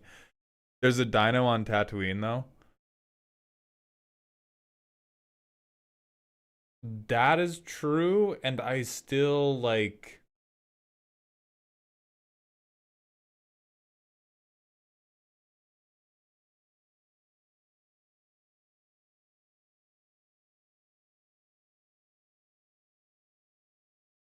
If the justification for what goes in this deck is anything that has ever appeared in Star Wars, there is no longer a theme. That's more of my problem with it. Like, do dinosaurs exist in the Star Wars universe? Yes.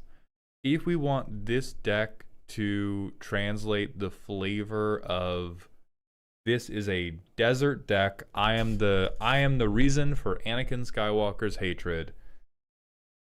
But the only hard limit is like this thing appeared in the Star Wars universe, period.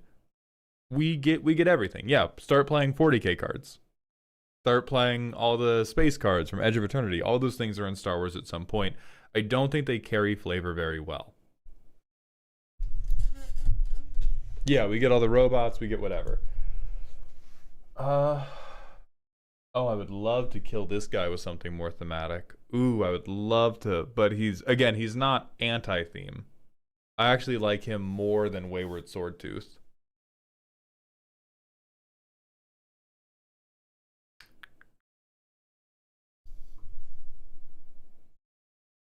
I think Shared Animosity is perfect for the Desert Raiders.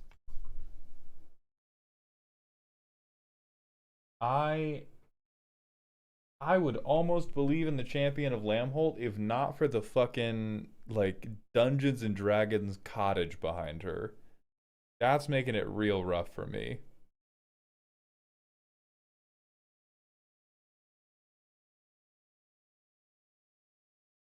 Yes, I understand that, Life of Shade. Same. And this may just be where I'm not Star Wars obsessed enough to be a really big fan of it, but this is another, like,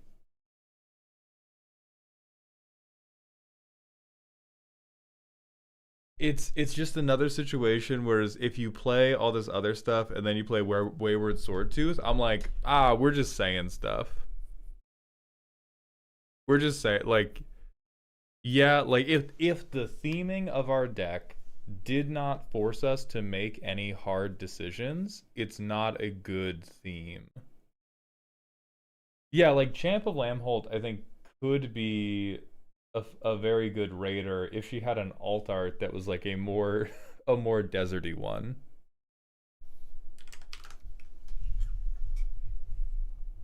Let's look at Rumbleweed.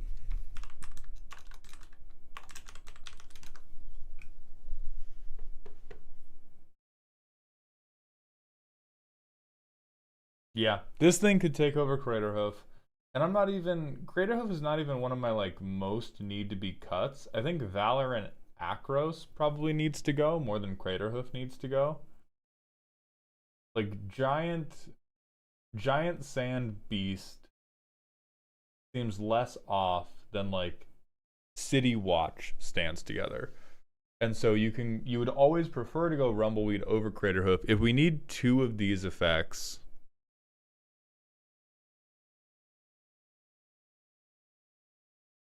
then I would cut Akros for Rumbleweed. Exploration is fine, pretty fine. Dog, huh? What the fuck are we doing? Whoa, whoa! What the fuck is happening? Yo, fucking chill out. What the hell? What? We do have Desert Warfare, yeah. So this card's probably good. This is probably another instance of LGS brain rot. Like, good card. I don't think it has anything to do with what we're trying to do here. So we kill that. I think even if the art's a little bit weird, like Explore, Harrow, Mount the Frontier, Hour of Promise, Dance of the Tumbleweeds, like everyone's gonna understand, like, hey, I'm out exploring in the desert. Yes. Return from Sand. Sure, this looks a bit like it. This looks a bit like it. This looks a bit like it. Bro is standing in the middle of a forest. You cannot see the ground here. And so I will let you slide on the Sun Titan a little bit because the sun is very bright.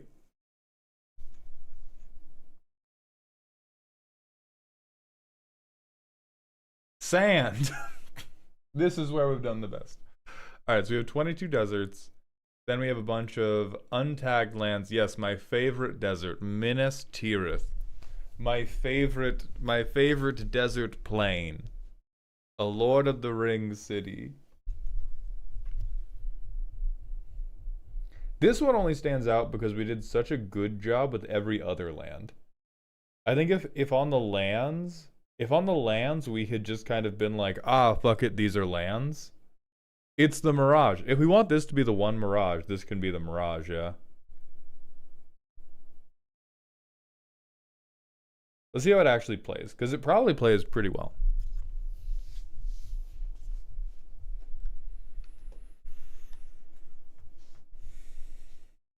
Oh, Mana Bond has a desert-themed art. That could save us. Is this the desert-themed art? These 3 pixels over here? Is this what we're saying is the desert-themed art?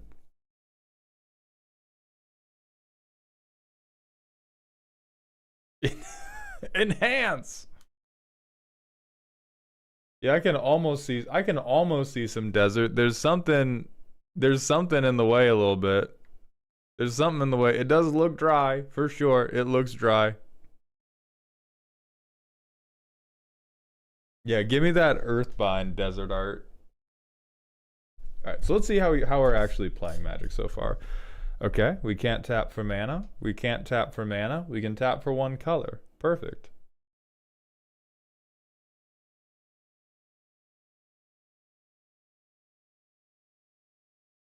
We can't do anything for the first couple turns.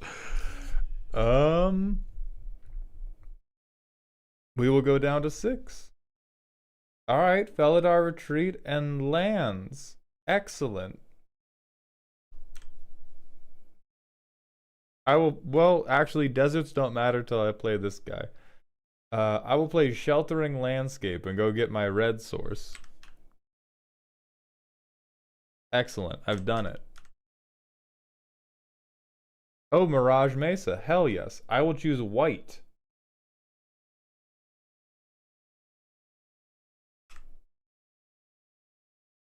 I play my guy.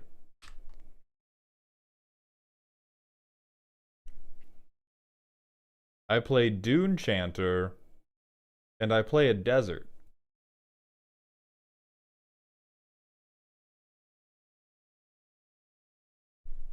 I get my Sand Warriors. Okay. On my next turn, I play my Desert Rabbit. I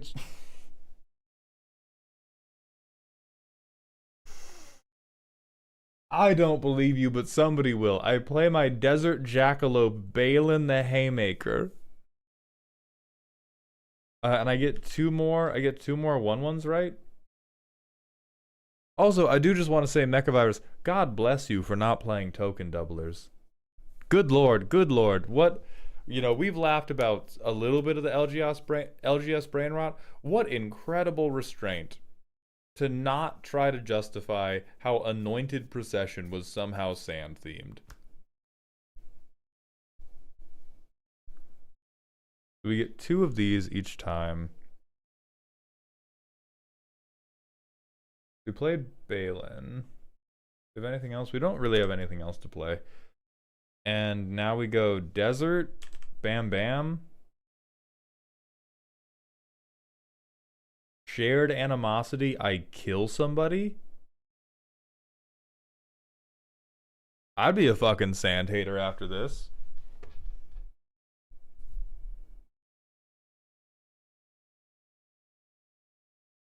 Calling Anointed Procession desert themed because it comes from the Amhunket set is like the purest misunderstanding of flavor I think could ever happen. I think it is the purest misunderstanding of flavor that you could stay wrong. Stay wrong. It's okay. You don't have to get it. You don't have to get it. All right, so we go. Let's look at Hazezon Tamar.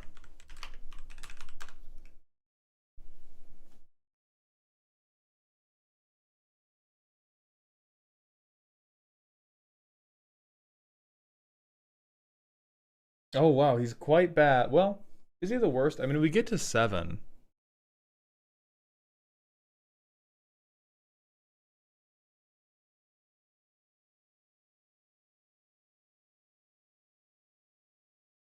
We get to 7 mana, okay. We don't make them with haste, but he's certainly thematic. He's certainly thematic. Oh my god, he will. When this guy dies, you lose. No. Mojo, the tokens he makes and the tokens that our current commander makes are both Sand Warriors. And so if you play him and he gets killed, you lose every other Sand Warrior this guy has made. That's so awful. That's taking a knee for theme for sure. That is outrageously. Yeah, that's kind of why I didn't want to do that. I think this guy like is the Anakin Skywalker of the deck rather than the guy that made Anakin hateful. Oh yeah, we get our opponent's Sand Warriors too. Don't forget about that. That's a good point.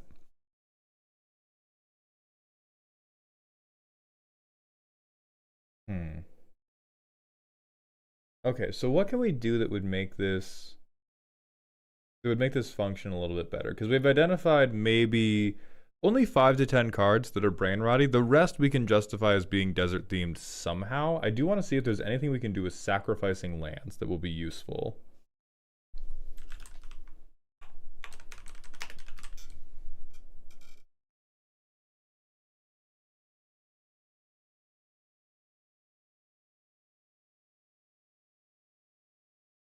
Go past all the fetch lands.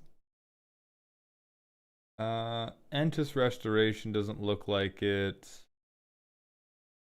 if you could do strip mine, but you are the devil if we do strip mine, so I don't super want to do that to you. That is not a desert. That is not a desert.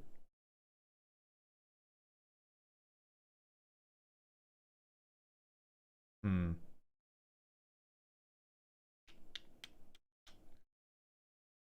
Because the cards we want for effectiveness are things like Scape Shift. Anything that we can do that is going to let us just dump out like eight lands at once is primo. But are any of these going to be desert themed? Townley Heart Expedition doesn't really do it either. Treasure Map super does not matter.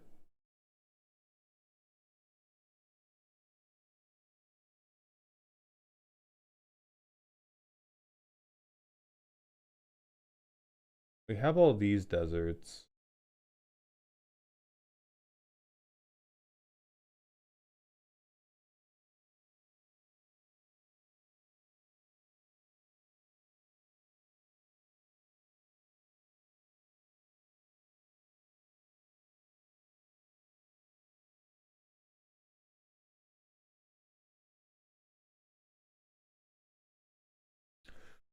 I think world map is unnecessary. Routing Goblin doesn't make a lot of sense. Wow, we really do not have enough desert support.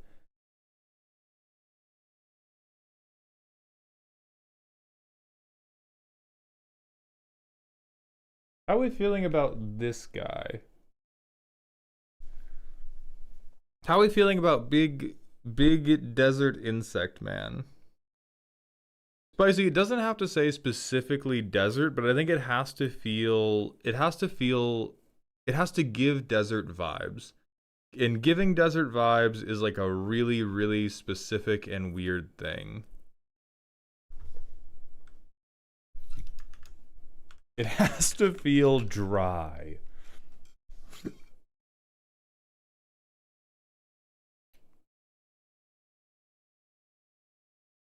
Oh, that's kind of interesting.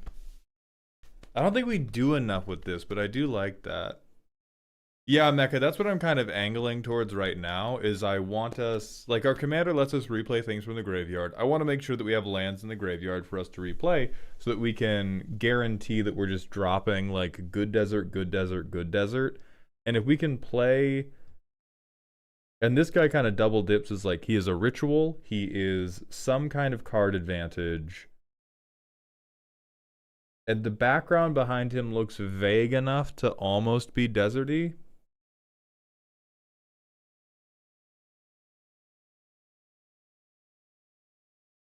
Is there a reason we don't have Yuma in the deck?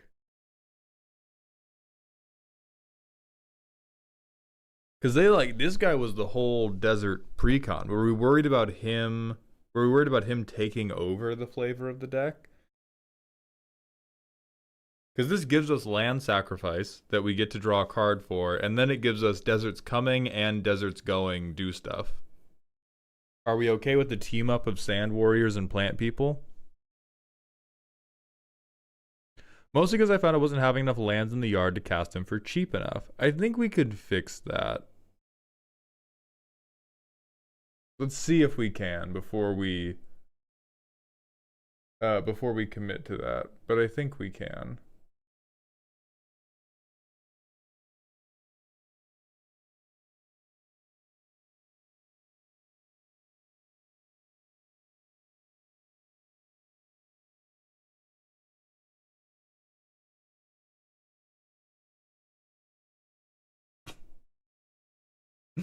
Oh man, if we had any way to sacrifice this fuck ass enchantment, wouldn't that make me happy?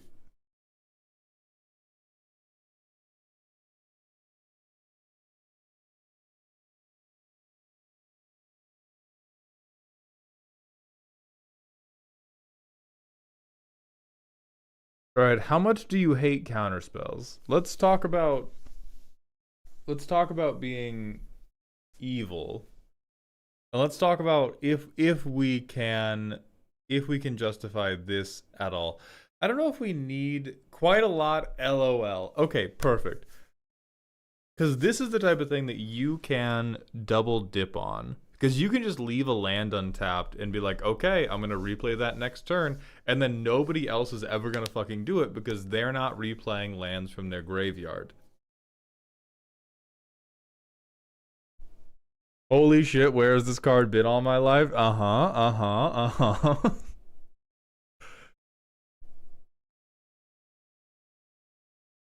Now I'm a little bit ambivalent on the art because he's technically from Ravnica. I think like shaking the stones is a very deserty thing to do, but it looks like the background is a little bit industrial for my taste. So I'm not totally sold on the flavor, but I am totally sold on the effect.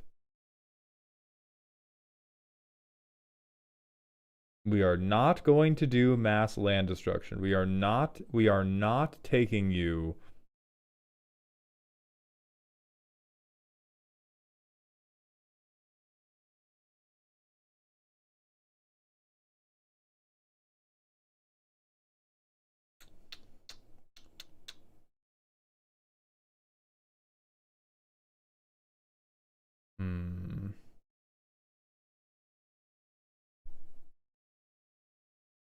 Mirari's Wake looks like it's. Holy shit, bro looks like he's in a desert.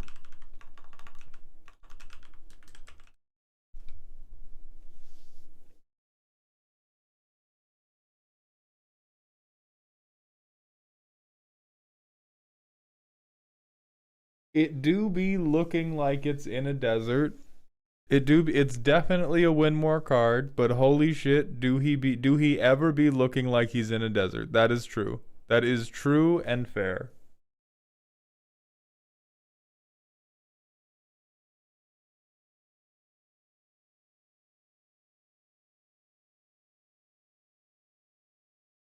That guy does not look like he's in a desert.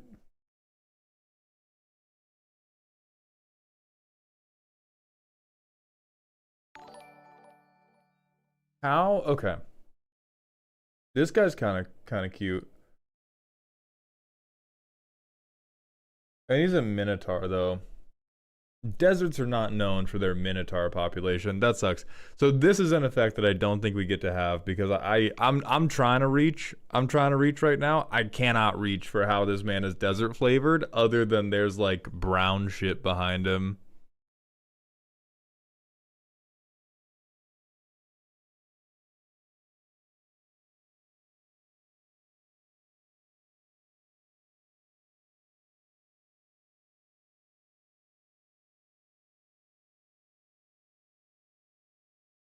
Okay, somebody in YouTube chat mentioned this earlier, but I think Hugh the Entwood could be like desertification. Again, it being on Amonkhet and Amonkhet being in a desert is not, it's not enough for what this deck is going for. Like, I think it's a, if people do not look at the card and immediately go, oh yeah, sand, we don't get to play it. Like that's what it should make people do. People should look at it. Yes, but consider Dreamshaper Shaman is tagged bisexual lighting on Scryfall, therefore it should be included in every deck. So real. So real and true. For a desert theme without being a desert card, Swirling Sandstorm.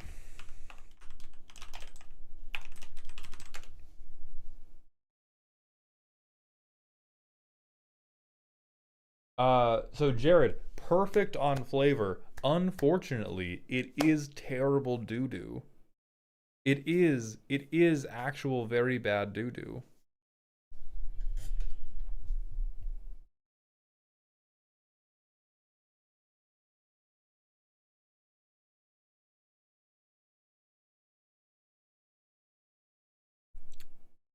But I do think we can make the argument for Hugh the Entwood is that is our like one this is our one prequel card.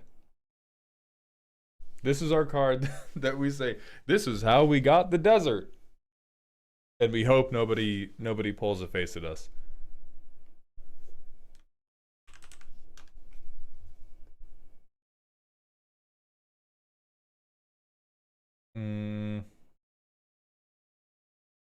Sandstorm is probably just not. Oh, wait, what about fucking this guy? Hold on.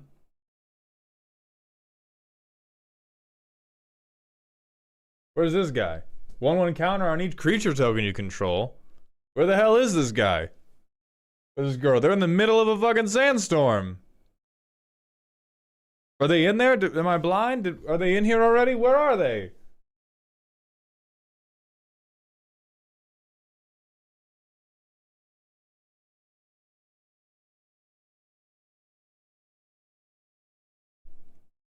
They were MIA. Yeah, I think these two sandstorm effects we super do not want.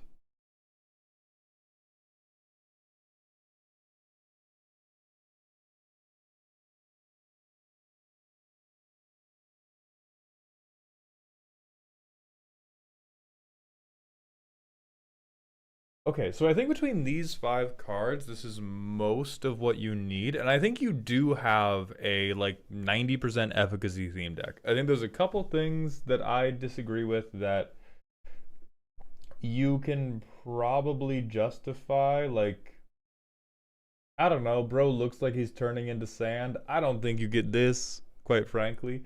You could maybe do earthquakes happen in the desert?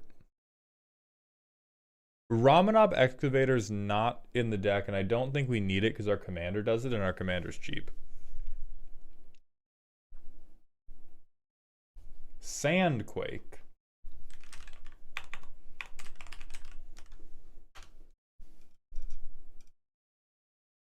That's not a card. I've been tricked.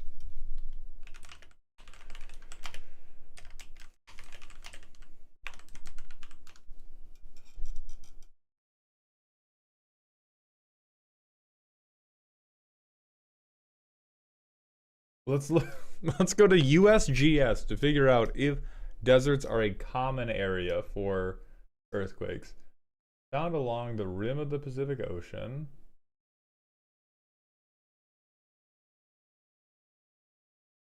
Earthquake lists, maps, and statistics. World, top 20 largest.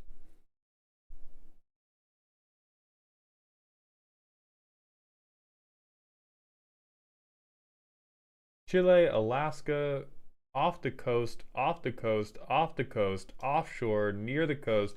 So I don't think Earthquake is super on, but I don't think anybody else is going to pull up USGS to dispute you.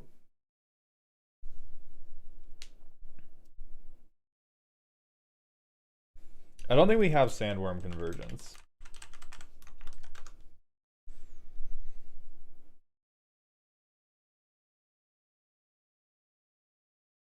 This is probably too on theme to not put in. I really don't care what we put in, what we cut for this, but like, you do have to put this in, and you do have to put Sandstorm Salvager in, and then I think you can probably afford to do Stoneshaker Shaman, Hugh the Entwood, and then Yuma Proud Protector would be really good if you can find a way to cycle lands from your graveyard back out onto the battlefield. I'm trying to think if there's any other like really good desert cards, but I like the deck. Well, I hate the deck because I hate landfall decks.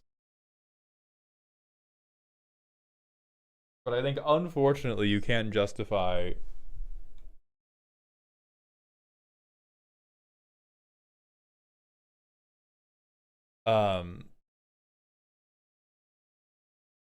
you can justify most of these things as being desert themed. There's just a few that I'm not a big fan of. And once we get the rest in, you have a sand deck that is going to make everybody else hate the sand deck as much as Anakin does, which I think is a perfect execution of the flavor you want. And so I'll put you like over here. I think we were on the path to peak, and I think we got a little bit distracted by people in our LGS being like, yo, you got to put in this crazy good landfall card, bro. Yo, you got to get on this landfall shit that I'm on, doctor. Sir, please.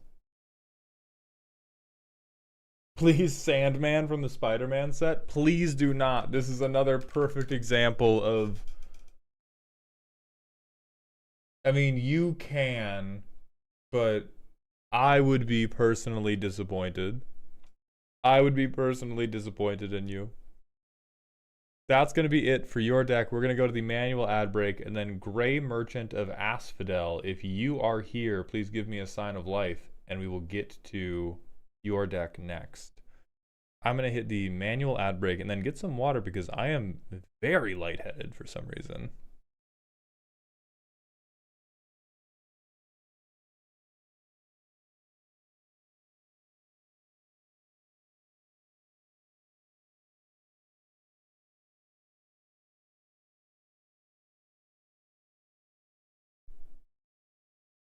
Here is our next deck. I will close these down.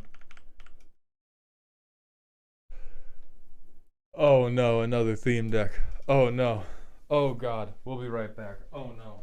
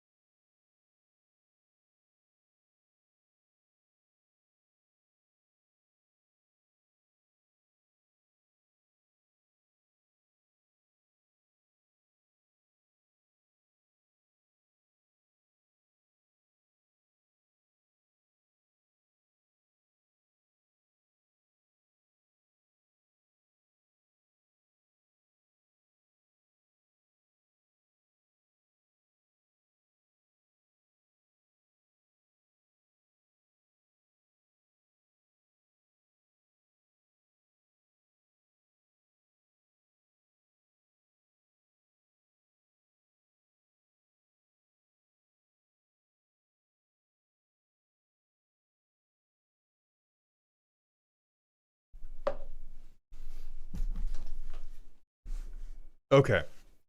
Gray Merchant is here.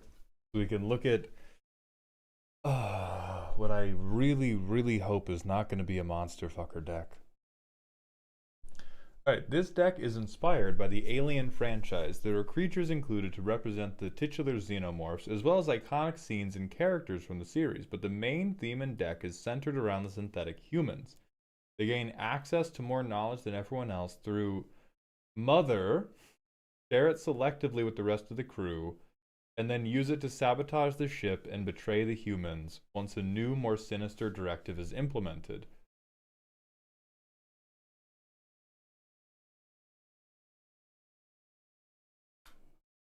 Gray, I did not realize you were so flexible, bestie.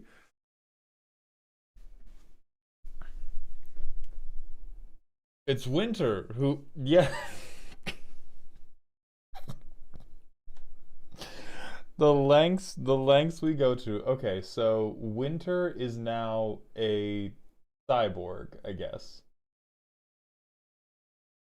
So it sounds like we're going to be mostly on Duskborn. So Winter is betraying the humans, but instead of betraying the humans in the Duskborn way, he's betraying the humans. He's betraying the humans in a Borg way. Busy little creatures.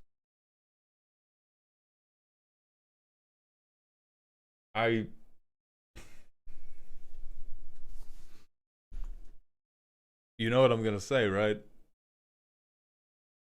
Where now hold on. Now I'm not deep in the alien lore.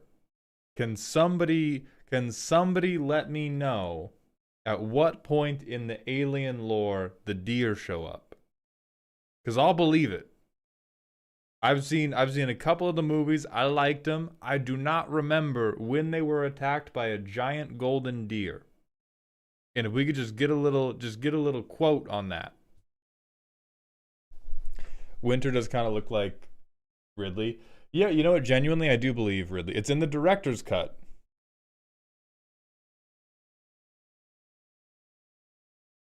We have, sure, magazines in the ship. I'll believe that. This looks creepy. I'll believe that. Conduit of Worlds, easy. The sheep in Alien Earth. All right, so we get everything on planet Earth. We where where's the weird little goblin show up? Hell yeah, we get everything on Earth. Give me J. Jonah Jameson because he appears on Earth. Where's the weird little goblin man from? The sheep is peak? Okay, if the sheep is peak, here's the deal we'll make. I'll believe the sheep is peak. I'm gonna Google sheep from Alien. If I do not have 10 image results on the front page of Google image results, you're talking bullshit.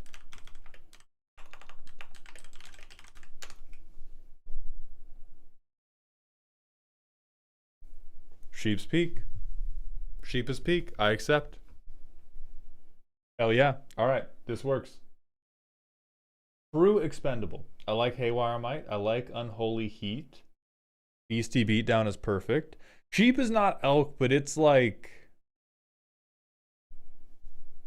I don't know. That's one of those things where it's close enough. We have quadruped cute creature that gets sacrificed. That's fine.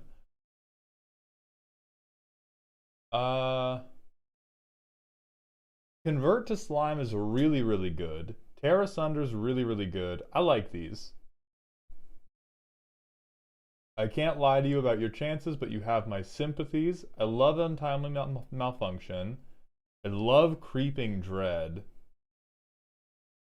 Whoa, this card's really bad.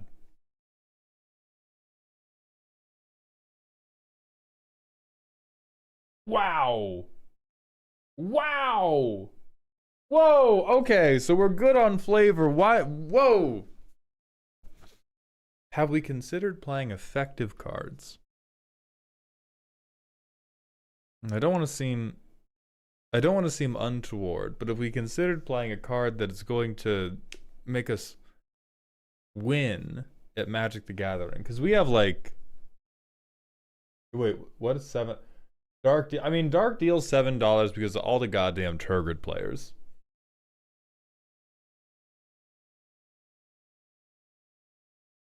Okay, so I don't think Raider's Wake is a card she has in the collection. God damn it!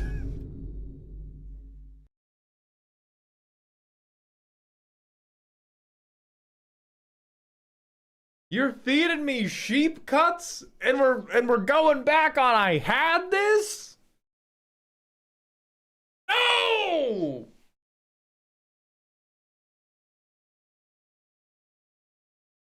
All right, so we're gonna cut that. We're gonna cut that.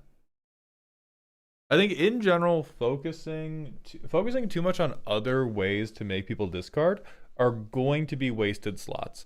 There is almost nothing you are going to do to make people discard, particularly in one-off manners, that is going to be nearly as effective as just how fucking horrible Winter is going to make it. Like, Winter is going to make everybody's maximum hand size 3. Making one person discard one card because you attacked in a deck that looks like it is worse at combat than the weird little alien babies from Alien Resurrection. I don't feel amazing about that. Creeping Dread can work because it's hitting everybody. Now, another notable thing about this deck is let me see your Xenomorphs, which I'm sure is going to be fucking Shieldred. I prefer the term artificial person myself. These are pretty good. I have no idea what Endrixar. I mean, Endrixar is here for flavor and not for function, but Needlehead is, yeah, a little more Hellraiser than anything else. Last Survivor of the Nostromo.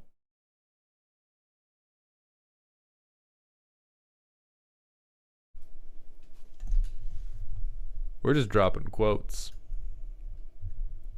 We've been doing pretty good. We're just dropping quotes right there. We're just dropping quotes right there. I don't know. What's the Nostromo?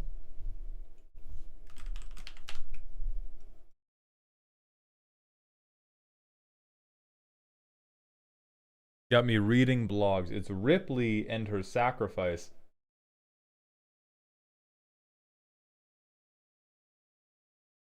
Dog, that is creative enough for a Pulitzer. The ship blew up. This shit has fire on it. Print it.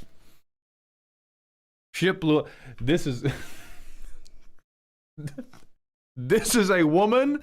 This card has fire on it. Ripley's sacrifice. Print it. Print that shit right now. Okay. I think that is probably the broadest we've gotten. But Reforge the Soul's art looks enough like an explosion. She is infected by a facehugger and dove into a pit of lava in Alien 3.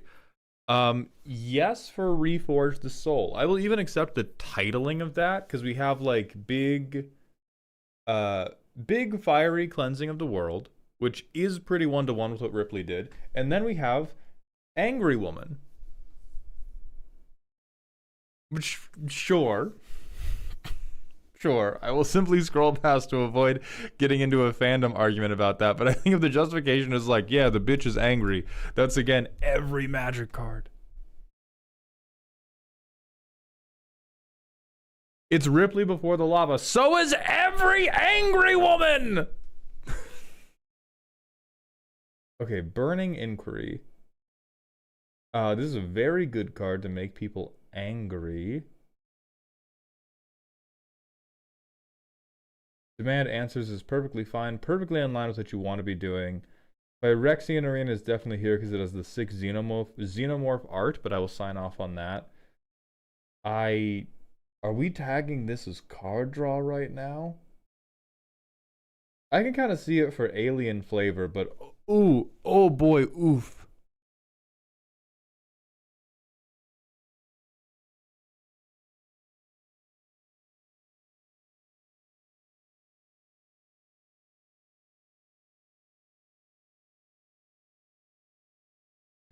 Alien 3 was meant to take place on a wooden world, deep cut there. Fuck it, at this point, I believe. Dude, Brass's Tunnel Grinder, Solemn Simulacrum, Here Past the Veil. That seems fine. Nuke the site from orbit. Oh.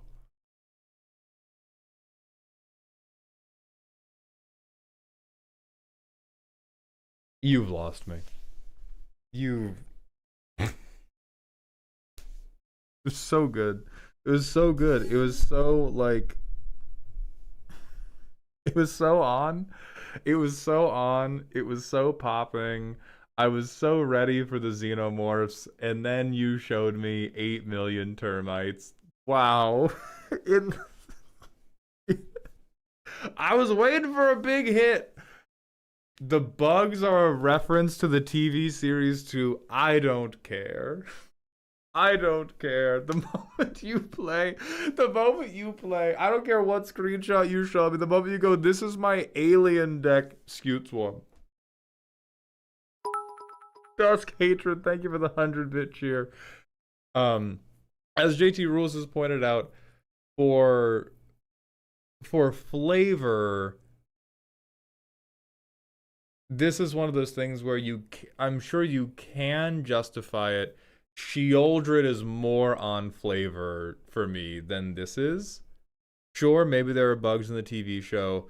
There are limits to, like, for a card to be flavorful, it can only be so good before the flavor is, wow, this is a really good card. Everyone calls them insects in universe. Sure, dog. Whatever you need to tell yourself.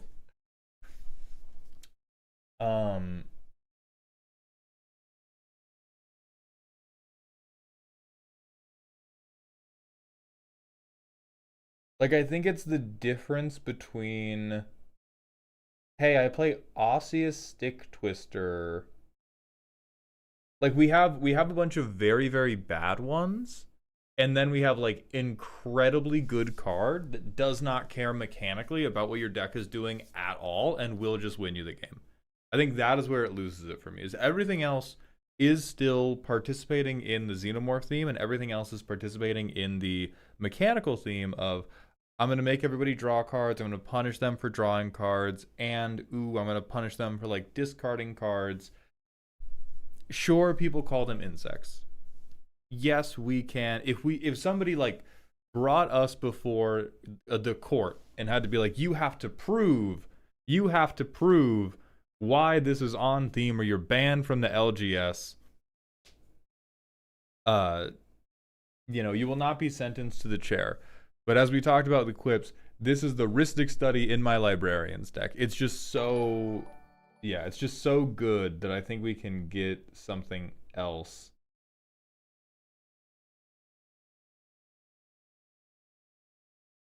So from this category, the stuff I like the most is Barogoyf, Cataract Parasite, Psychosis Crawler, and Scrawling Crawler. These care about what your deck is doing. They feel very alien-y. And then I think Demolisher Spawn is like, this works. This works. This works. Arasta and Scute Swarm do seem like the most, oh hey, people call them bugs in universe, and so if it says bug on it, I get to put it in. Also, the Real Moth Girl, thank you very much for the Prime sub. Welcome back to the dog home. I appreciate that generosity.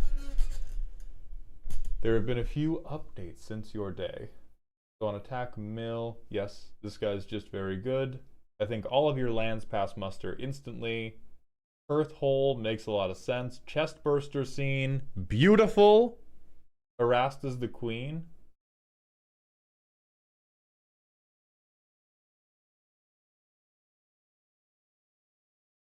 Yeah, I mean, I don't believe you, but it's not as good as Scute Swarm. And so this is one that gets to pass because its impact on the game is not so much that it's going to fuck people up if they disagree. Let's see what's in your considering. Big things have small beginnings. I don't think we need those. Get away from her, you bitch. This is a pretty good card.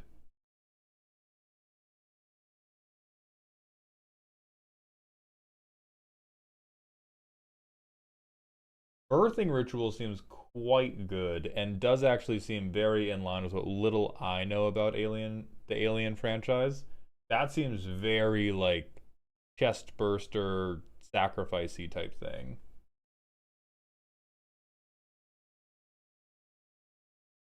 Wow, no, that guy's horrible. That guy's horrible. Lore accurate Xenomorph. Yep. This is the guy. This is your guy. This is absolutely the guy.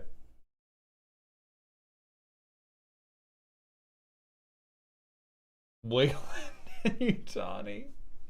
That's pretty funny.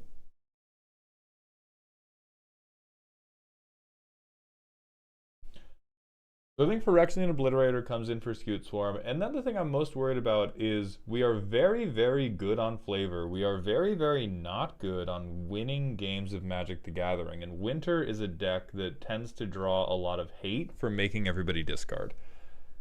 So we have a potential win con, but we only have one land. Not going to happen.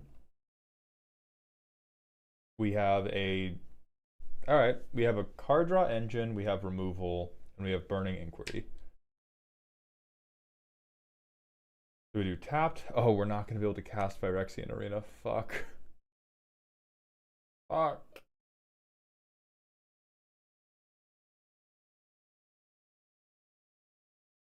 They struggled winning with other versions of this deck in the past.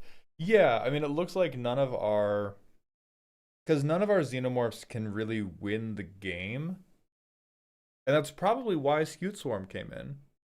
Like, I think Scute Swarm makes a lot of sense for somebody who was at their wit's end of like, oh, I have this really flavorful deck.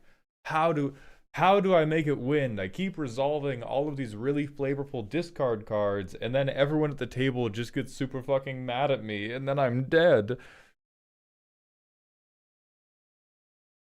So in that context, I'm just not... We can do this. I really don't want to discard Phyrexian Arena, but I guess it doesn't really matter because I have Winter, so I would draw 3, and then... How do I, like, roll a 12-sided die? Sure. 1, 2, 3, 4, 5, 6. So I discard this.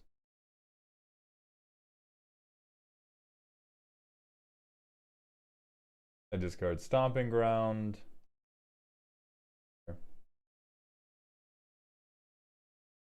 And I discard all the best stuff in my deck. Okay, great.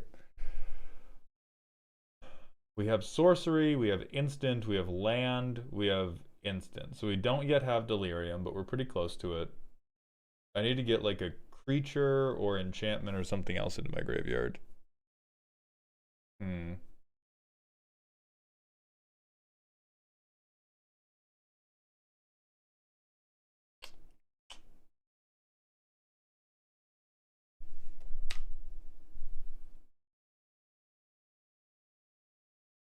Thank you, baby.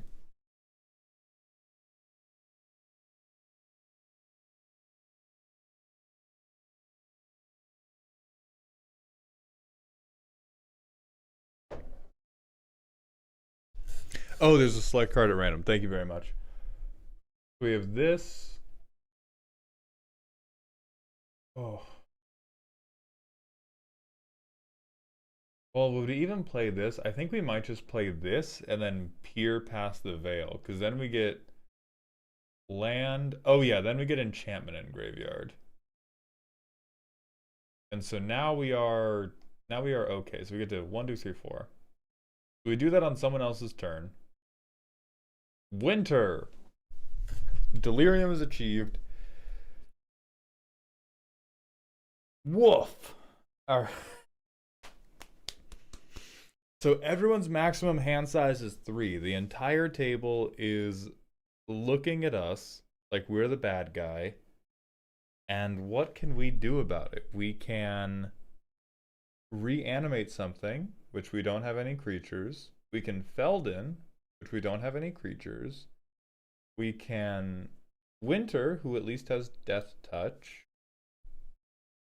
We can Scrawling Crawler, which will start dealing damage, but not very much. Thank you for being here, Dark War Chimera. Okay, Gray. I think we've gotten... So you have good flavor. I think we've gotten a little bit lost in the PowerPoint night section of the deck. I think we haven't focused enough on how does this deck win in a way that is flavorful, and we've just collected a pile of flavorful and somewhat useful cards. But this situation makes me very worried. The best thing I can do to try to defend myself is play Arasta of the Endless Web, at which point the dinosaur player just kind of kicks us through the wall. And it's not that every commander deck wants to win, it's just, or it has to win a bunch of games or win most of its games, or be like, oh, I have this dedicated win con that's always going to work. But we need a little something more than what we currently have. So we want to find something that is synth focused or xenomorph focused that is just going to be like, I'm going to kill you now. Yeah, Kai, and the thing is, you do have to kill this person. This person is making you discard to 3 at the end of every turn. Hey, thank you, Skeptic. I don't think we necessarily swap commanders. I kind of like Winter a lot as a flavor pick. I think what we need more is... And Gray, a lot of this is going to come down to you. Can we justify reanimation at all? Like, to what degree can we justify reanimation? Because this is, again... I don't know enough about the alien lore to know what, if any, of the flavor picks are going to be allowed. Like, some of these some of the things I'm going to suggest could be perfect. Some of them could just be not workable at all. My first thought is if we are trying to do Jund fill my graveyard, we can try to have some like bigger, scarier xenomorphs that we bring back to life and then we beat people to death. Aliens are more gene warrior than zombie. Okay.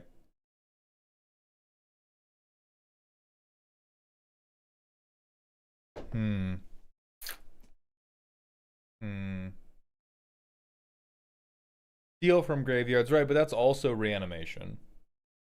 Because if we need to, if Winter's gonna be our guy, then like our win con is Shieldred.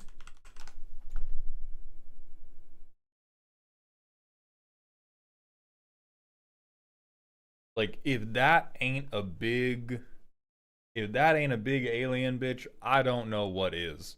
I don't think we want to do changelings necessarily. I think we would like to avoid changelings as long as we can.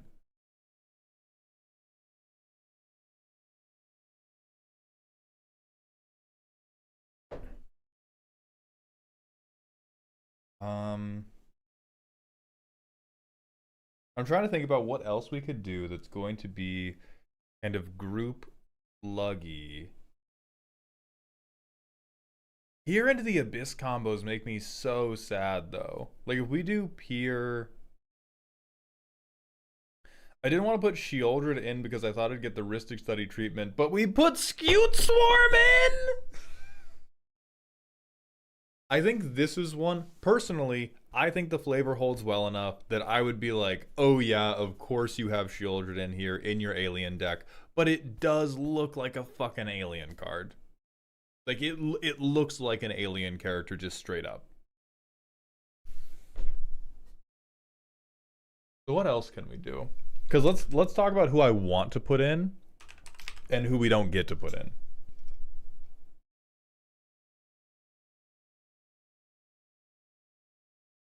Whenever I'm in a black deck, I want to beat people to death with the Moth House. There is like no way in hell. There's no way in hell that we get to put this guy in. Good morning, Shadow Walker. Thank you for the tier 1 Twitch sub for the 20th month in a row. We did not make it to Mythic. We stopped in Diamond before the subathon ended.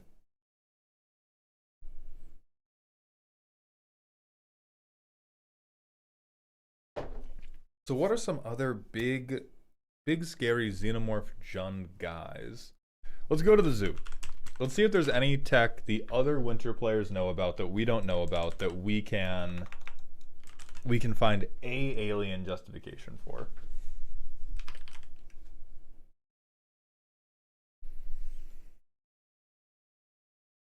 Ooh, spaceships.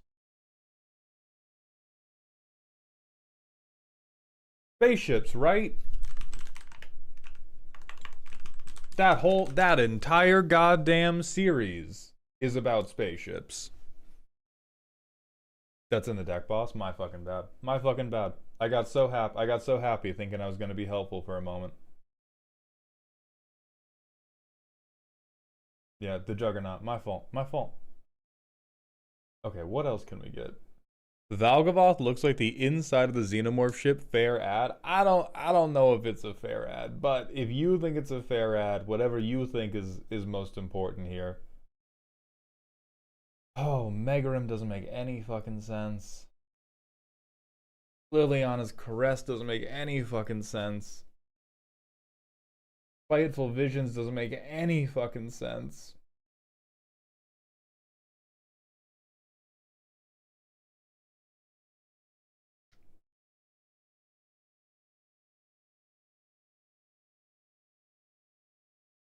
It is crazy how so many of our flavor includes just happen to be the highest recommended EDH rec cards for the deck. We have Formless Genesis. Formless Genesis and a lot of the cards in this deck are flavor enough. They're just not good enough. Like we just don't have the deck that we've currently built is a machine that makes everybody listen to how much I like the Alien series while they play a really bad game of Magic. I don't think the deck invokes the I don't think the deck invokes the terror of aliens. This is like the Alien franchise if aliens were Redditors. They're really, really, really annoying and loud, but they can't actually do anything meaningful to you. And so I think we need to find some type of like overhead slam, meaningful thing. If you can justify Valgavoth, Valgavoth is one of those things. But we have a really flavorful deck that just doesn't have a climax. Like we go, okay, I get Winter. Okay, I get Delirium. And I've gotten to Delirium with a bunch of cards that make sense with my theme. And then you go, all right, discard to 3. And they go, I hate you, but at least you're going to kill us now, right? Right? You're gonna kill us now, right? And then the world keeps going, around, and we just don't have. We're very, very limited on what we can do to make that work. Is like, hear me out. The ship explodes. World fire. They would hate us so much. They would hate us so much. We are not hearing you out.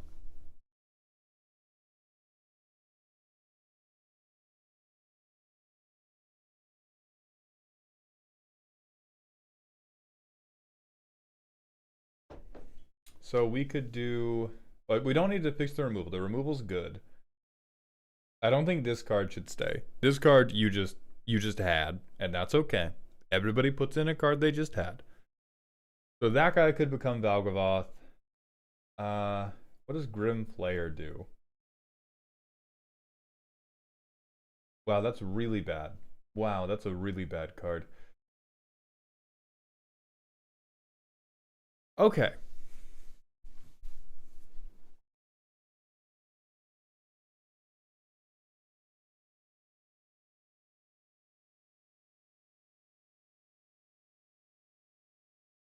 Okay, if Valgavoth is big ship, that works for me. How freaky can we get with constructs? Like for Felden, are there? Oh, perfect, Reynolds. Phyrexian Obliterator was in the sideboard, and we are bringing it in. We are bringing it into the main board. Let's see if there are any Tyranids or any other spacecraft. Spacecraft is Jund.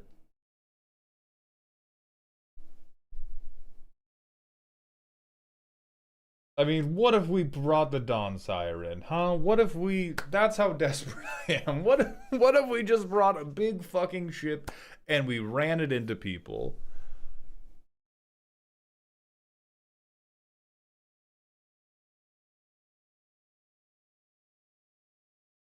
Does Extinguisher Battleship Blow of Winter? It does. Isn't that unfortunate? Isn't that unfortunate? Subathon is over, Bacon, yes.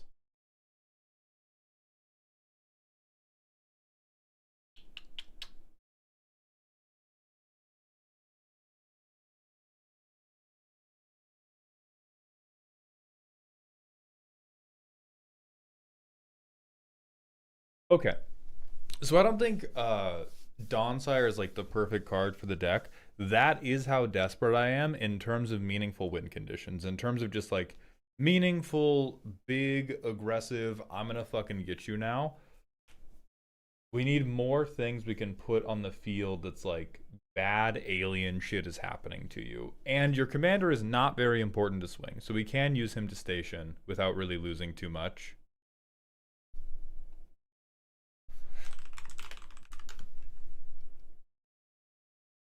This kind of looks...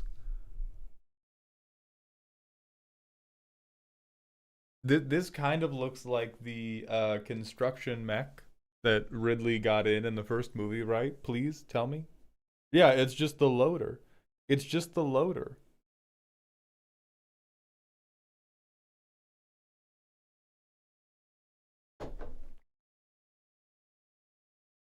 Yeah, glow up loader with a glow. The turbo loader, yes! So I think we get a few cards like this, then the deck starts to look a lot better. Will you be the most annoying person at the table? Yes, but somebody has to be the most annoying person at the table, and you being the most annoying person at the table gets a lot less bothersome once you can tell people like, oh, if you don't have a way to stop me, I do have a way to murder you all.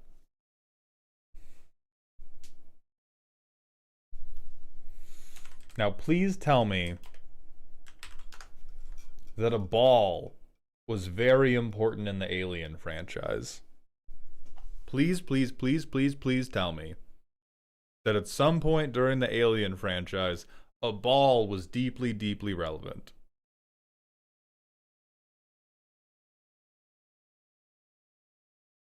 I hear from YouTube, aliens love balls.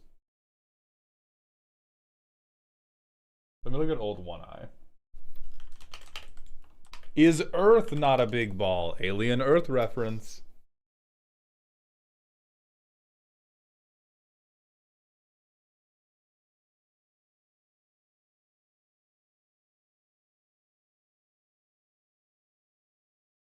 Honestly, this guy's better than Mesmericorp. Aliens have 2 balls. Thank you, Autumn Reds.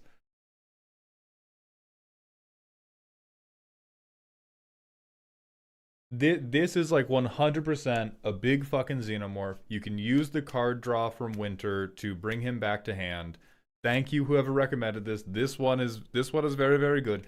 You can use it to, if you've milled him, you can use him to selectively discard to get Delirium up. Excellent, excellent, excellent. People poop, so can we play Waste Not? Queef, would you be shocked to learn that we had already crossed that particular bridge? We had already crossed the particular bridge of, hey, people poop. Oh my god, the no-look basketball shot? Yeah, we... Bro, take this deck to the presidential fitness test. Their V-sit and reach is about to be crazy. Waste Not has a person, Alien has people. Reference. Fucking got him. Love it. Yes. Let's see if there are any other Jund Tyranids we can do.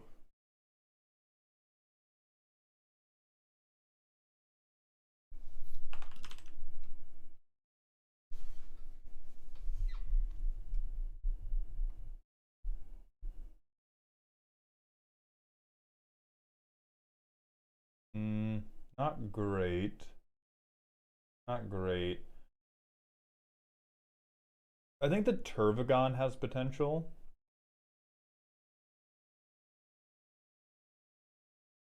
Old One Eye definitely has the most potential.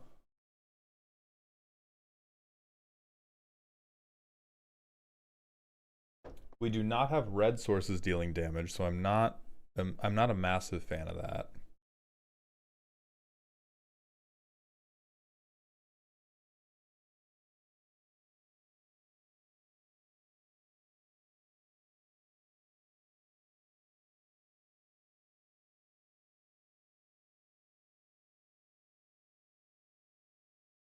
Your strain is really not excellent.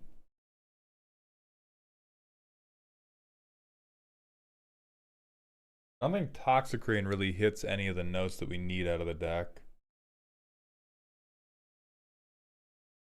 So I think we do Old One Eye, and then I think for functionality, you probably do Tervagon. Like, this is a way where if you have a lot of mana, the game's been going long, you get to make a lot of chump blockers. Termagant Swarm, I just don't think you ramp quickly enough to really utilize it well, versus Tervagon, if you just get like a 5/5 and you ever catch somebody lacking, you get some chump blockers and then they don't beat you to death while you continue like digging for your outs. So I like these two the most. And then I think you need Reaver Titan, genuinely consider Dawnspire, get Sheoldred in here over Scute Swarm.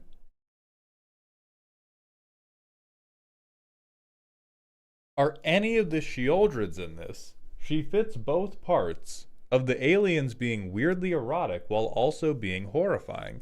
Scarlet, I need you to go outside and breathe. Scarlet, I need you. I need you to go take a walk. Just a quick one. Just a quick one. Go out in nature, lay down, some deep breaths. Exactly, old head.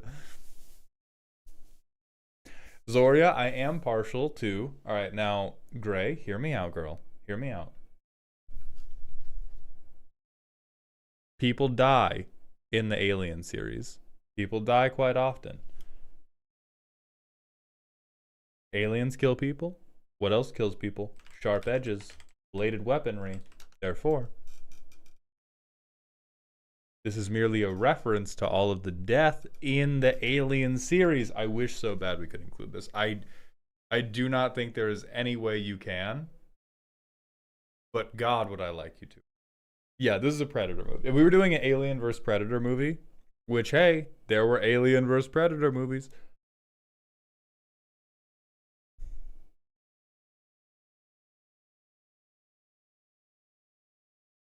We have a flamethrower reference already.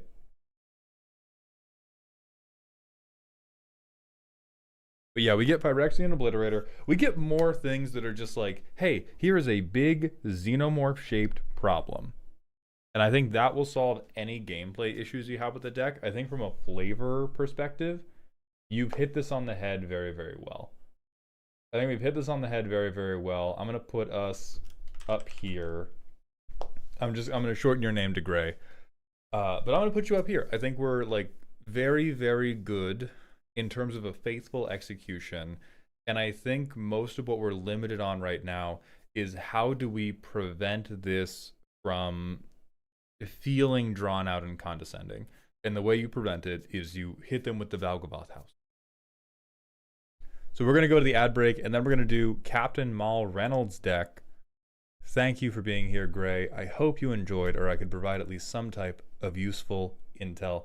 I'm going to hit the manual ad break, and then we're going to grab the final deck for the day.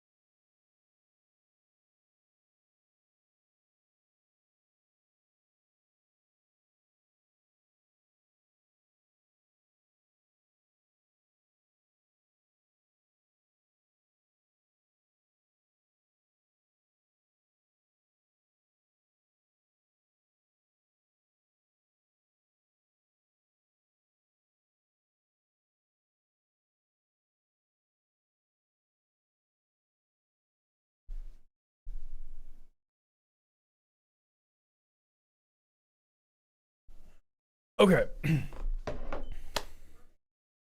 We are now back. I'm going to answer any outstanding questions before we get into Reynolds' deck.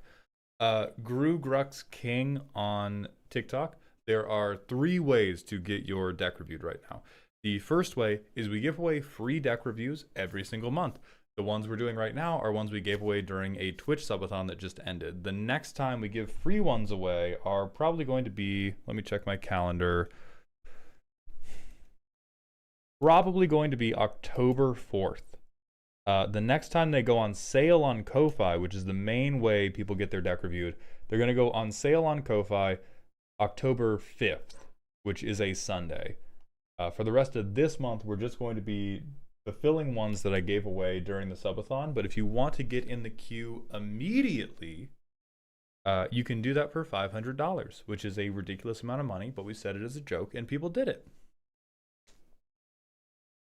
Creamy Casanova, yes, what did your name used to be?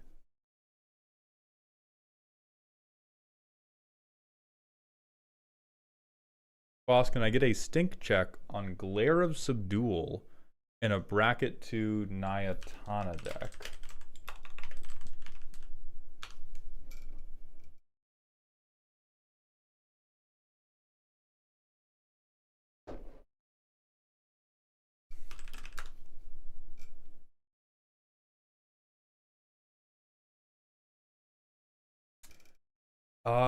Ooh. Quite high, but like you do kind of deserve to get away with it. Is tough. Like if you go turn 3 Tana, turn 4 Glare of Subdual, if people don't have removal, at least one player is never blocking Tana again. Which is,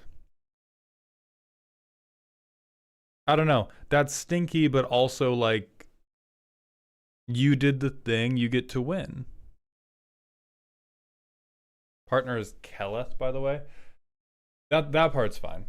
I think really what we're talking about is you go, if I resolve 2 permanents, you can't block anymore. I don't think that's crazy. I mean, Glare of Subdual is less stinky than going like, you could just play this. Right? Like you could just play this and it's the same 90% of the time it's the same effect. So I really don't think it's that bad.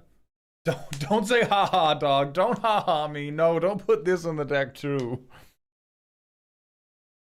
Hey Maldhan, I have one of the raffle deck roasts, just checking if you'd like to schedule it sometime this week. Gally, if you can go Wednesday, we can fit you in Wednesday.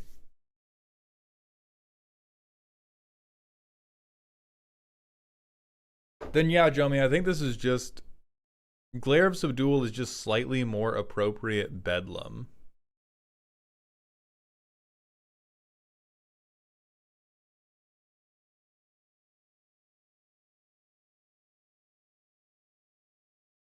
I think we can do, guys, hold your stink checks. We do have one more deck to get to today. I think we will do a different day that can just be, here is the stink check section.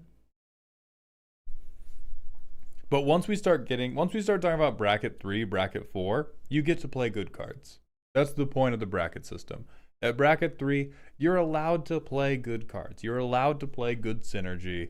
If it's not winning the game immediately, like what you need to be concerned about is not the card itself. If you're worried about the smell, you don't have to worry about the card specifically.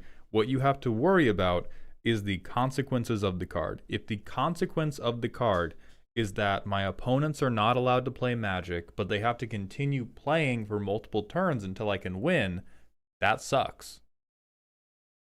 If the consequence of the card is my opponents can no longer stop me and I win in like a turn rotation or 2, that really doesn't suck that bad, although some people might complain about it. If it's like, oh, with these 2... Yeah, baby? Good. If the card you're worried about is, by the power of these 2 cards combined, I get a really strong proactive game plan, but I don't stop anybody else from doing anything, that's really not that stinky, although some people will complain about it. And that's kind of the answer for most of these cards, is it's not that bad. Somebody will be upset. Somebody will be fucking upset every time. But as Autumn says, if the upside is like, okay, this makes it so that the next 10 turns is me doing whatever I want and you doing nothing, then yeah, you're in trouble. Okay. Yes, I will change your post-it out right now.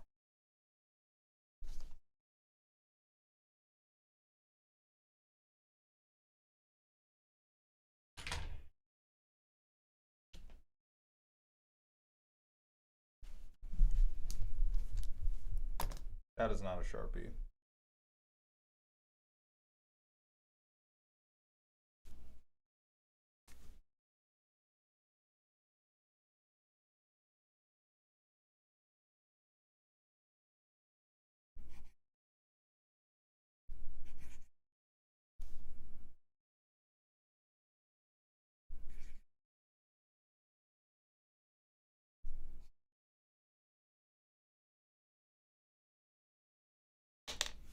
Can the theme be cuck chair? You know it can't. No, it can't.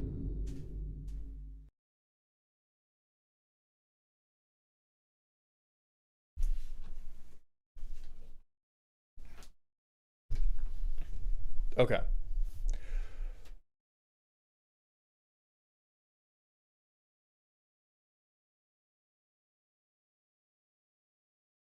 Let's go look at Captain Maul Reynolds' deck. Tanuke's Excrement Adventure. Please let this be a normal field trip. With Tanuke, no way. And it appears we have... Okay, we don't do the entire song. That's horrifying. We're here to put pedal to the metal and go so fast we rip holes in reality. Gave it a couple proxy runs in my playgroup, and I loved the feeling of vomiting things onto the board. The list I built was fun, but felt like I was taking too many game actions compared to the table, and it quickly became an arch enemy deck. I'm okay with being arch enemy, but I need more interaction if it gets any more powerful, or a way to go full turbo and combo win. Otherwise, I think it needs to swap the Hemi for a 2-stroke so I can still warp my face off without catching hammers in my teeth. Blind spots. During deck building, I fall prey to the card too narrow or other cards strictly better and miss out on the fun of playing bad and unique cards. Even more often, I fall prey to the too many directions. I have brewed considering a couple routes, and I'm conflicted as to where to take the deck. ETB triggers, cast triggers, and Dragon Space Flight. Artistic vision, cheat out expensive shit, make people go holy shit. Requests. Blow up my bad deck building habits, streamline the deck towards a consistent game plan, find some terrible but fun cards to fit into this hot rod. Alright, so I think the first issue we have to confront is you don't get to live in the world of I need to speed up into a combo win and I want this deck to showcase funny and bad cards. If we want the deck... My guy wrote a thesis? That was like 2 bullet points. He just had headers, Terrence.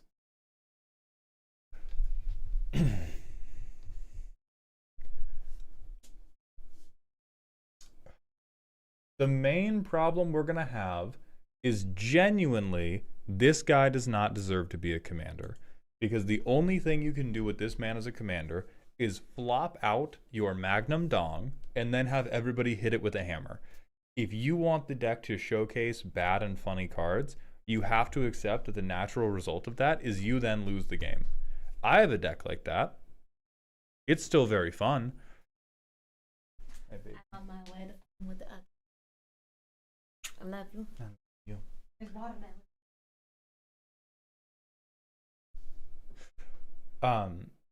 So these decks can still be very fun, but if you don't want to be high power arch enemy deck, you just kind of gotta accept that you're going to lose. Like the green decks, when the green decks cheat a creature out, they get a creature. When the red deck cheats a creature out, they get a creature for 1 business day, and then they have nothing. Which is funny, but there is not a way to make that function long term and win games. Because mono red just fucking sucks. So if we're taking the scenic route, let's find what big dumb assholes will kind of do something.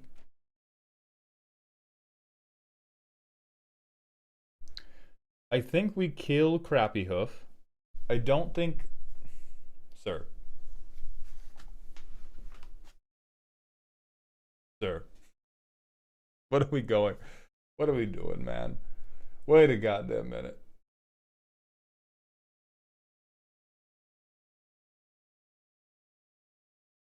This one's actually the World Gorger combo at home is pretty funny. Because that way you might even be able to keep something. So I think we want to prioritize how do I get cards in hand? And how do I affect the board somehow?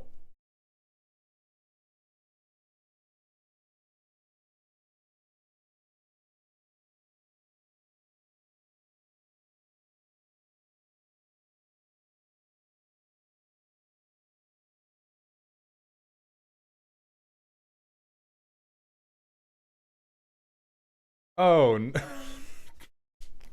brother. Why are we setting up the Amazon assembly line? No.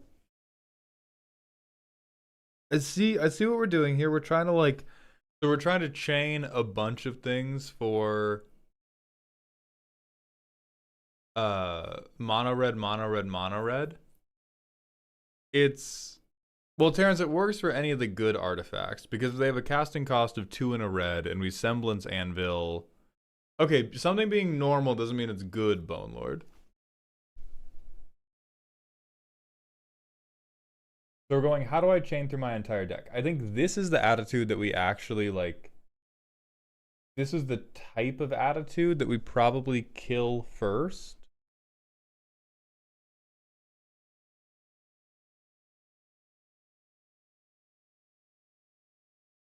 Hazaret's Monument probably works.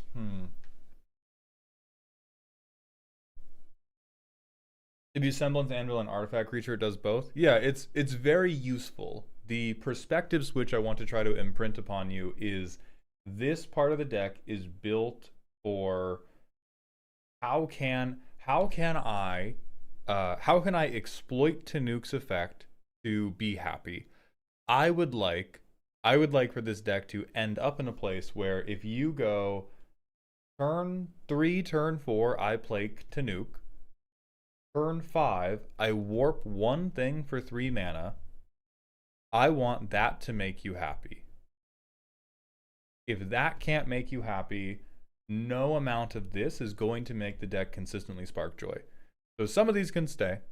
Like Semblance Anvil is certainly good enough to stay. Eternity Elevator, certainly good enough to stay because you can parlay all of these like dumb little warp costs into a massive mana rock to hardcast stuff later. But I do think like these 13 cards are this is the part of your brain we need to rewire into being like, well, what if I just slammed Clive by himself and I got no additional benefit?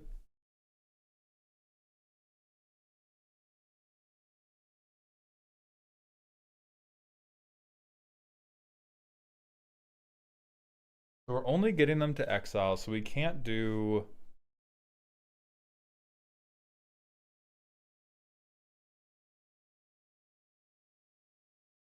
We can't do, like, Feldon stuff, because they're all going to be in exile. They're not going to be in the graveyard for us to reuse later. Yeah, we could Conjurer's Closet. The thing is, if we do Conjurer's Closet, we should just play Gruul. If the thing we want to do, like, if the thing we want to do is go, ha ha ha ha ha, I flicker them, so I get to keep them forever, actually. Jesus, I can't type. Then we should just play a ramp deck, is kind of my feeling. Like, we want to have something that makes the ephemeral nature of the creature make it funnier. I don't think it's necessarily coward behavior. I just think it's the behavior of like a different deck than the one we have in front of us. Okay, I love Elena here. Oh God, you know what I'm gonna do? Here's the stupid bullshit. God, I've cut this card from so many decks, and I am so happy that I get to fucking give a full-throated endorsement of it for this card. Here's what we do.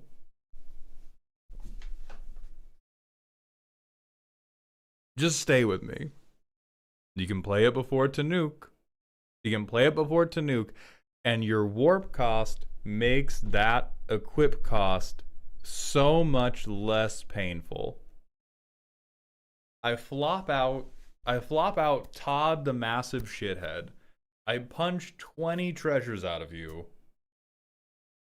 And then I use those treasures. To pay for other stuff. And that way the like big dumb terrible creatures no longer feel as big and dumb. And I think in that same vein, fucking listen to me, man. Just fucking listen to me for a second, okay? Okay. Just fucking listen to me. It's equipped to. If our red creature, don't LMAO me, Terrence. If our red creature has menace, has flying, has trample, you fucking, you slap them on the head with one of the worst creatures in Magic's history, and then you free cast Clive.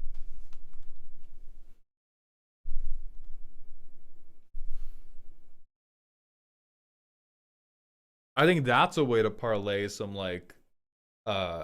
long-term advantage out of the deck while still focusing on like, look at all my big dumb idiots. How are we feeling about that? Because I know what sparks joy for me does not necessarily spark joy for other people.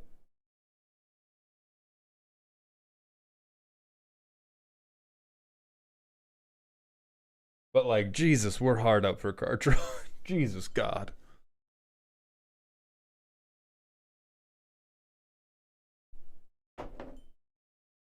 We have Coveted You already. We have this wheel stuff. On attack, we get to discard and redraw. Yeah, and the Reaver Cleaver, the Reaver Cleaver doesn't even have to pay for a different guy. The Reaver Cleaver can be like, I Reaver Cleaver Dragon Mage, and then Reaver Cleaver pays for Dragon Mage's warp cost. I really enjoyed the here's a galaxy worth of dudes. Oops, they're gone. Okay, so what you want is, then I don't think we can go the scenic route. I think if you want, if we want to go galaxy worth of dudes, they're all gone now. We got to try to make that win. If you want to take the scenic route and you want to include like really, really bad cards, that is going to be a lot more like, that's going to be a lot more one-offs than anything else. And then we can stay focused on, yeah, Avengers Assemble for 1 8-hour shift.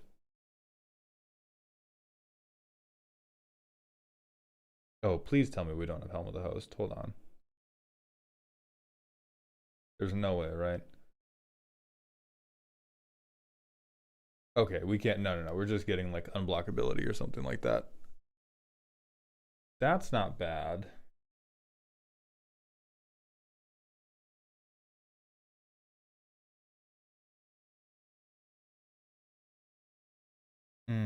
How do we reliably set up a galaxy's worth of dudes, though?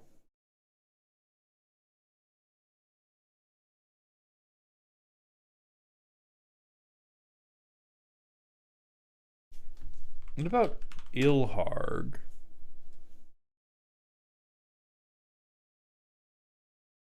I don't think we need Enduring Courage. I'm trying to think about more ways to get the like, I want a wide board that does not stick around the whole time.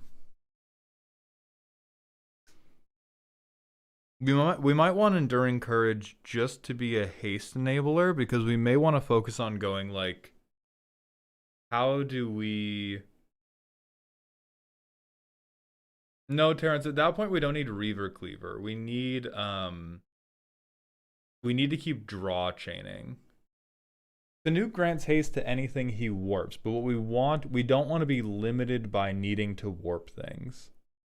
Because even if we go all in on like, oh, let's do Semblance Anvil stuff, let's do Cloud Key stuff, let's do Bergie stuff, I don't think it's very realistic for us to plan around.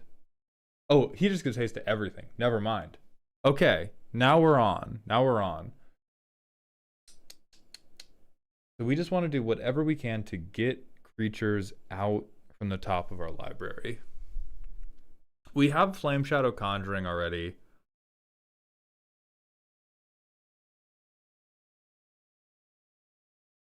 Industrial Advancement seems like the wrong type of cheating, Time Kit, because Industrial Advancement is the, oh, here's my one guy who was only going to be here for a day, but ooh, now that he's gone, I get this other thing. And it sounds like Reynolds wants to be more about, I get 4 guys, and now that I've gotten those 4 guys, they are leaving.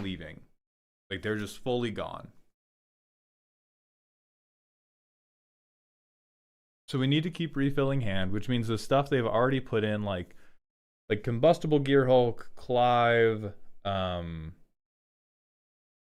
Reveler. That's all fine. Dragon Mage can help us on the next turn. And now, oh god, now Sandstone Oracle is useful. Well, we can't do Gruul Atali. We already have bad mono red Atali, and this is where we begin to get limited by being in mono red.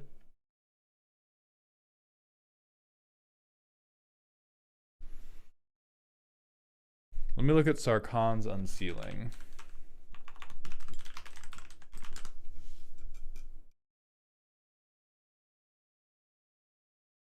No, this is not more guys. We need a bigger bus to get more dudes.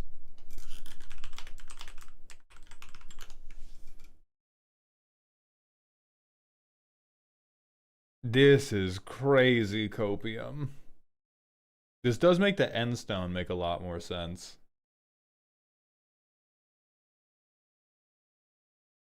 And we can't even station this fucking thing.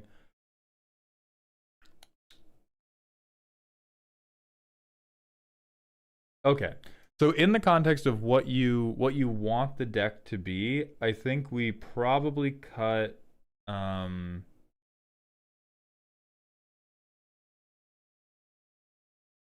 I think we get rid of Depth Shaker Titan. I think we get rid of Overlord of the Boiler Bilges.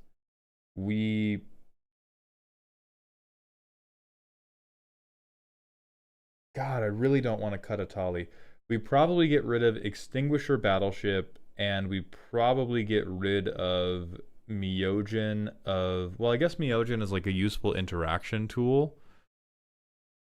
What about clones like Mirror March? Clones could be useful here.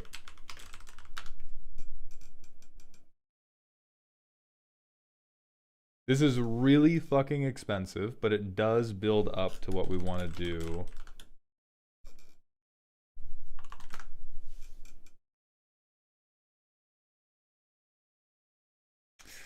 Ah, this is from other than your hand. Warp is from hand. No!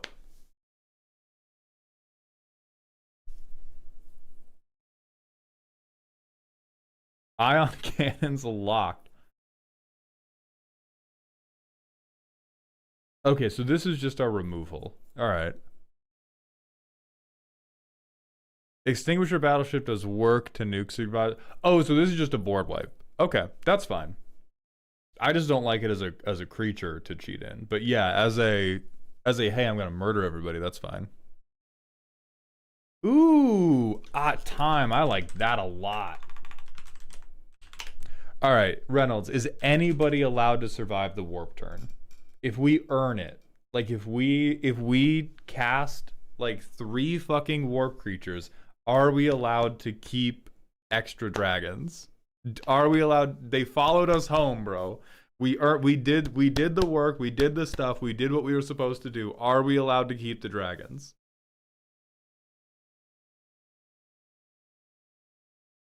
Because this is the type of, here's a million dudes, the turn's gonna end, most of my dudes are gonna leave, but I'm gonna keep 2 to 4 Stormscale Scions.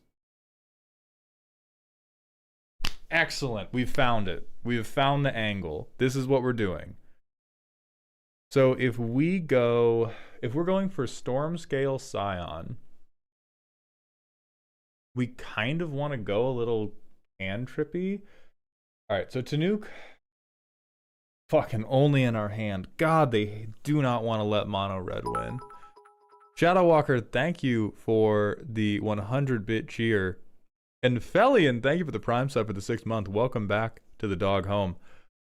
What about Palantir of Orthanc? I mean, that's just a good card. We could... Yeah, we could put that in. It's very generically good. So what we want... We need to get a full hand. We do really, really need to get like Cloud Key or Semblance Anvil out.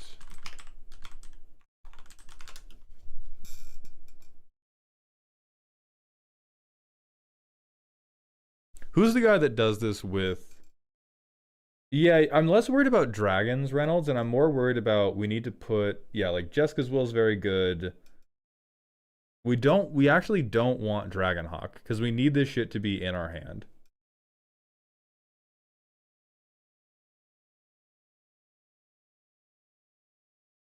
I like Trumpeting Carnosaur a lot. Well, I like Trumpeting Carnosaur a medium amount.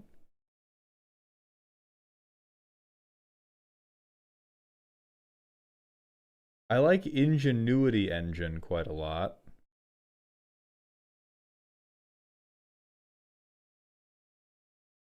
Dragon Package. Not sold.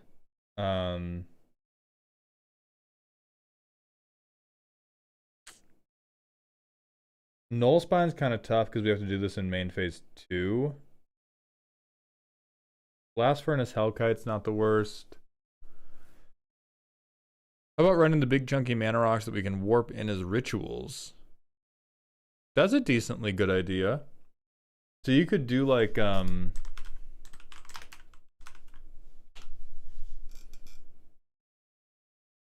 that's funny. Chromatic Orrery is mana positive in this deck. That's really funny.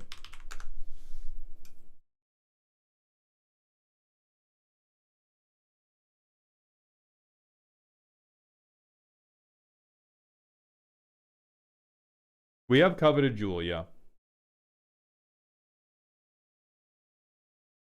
Don't think we need Mana Flare.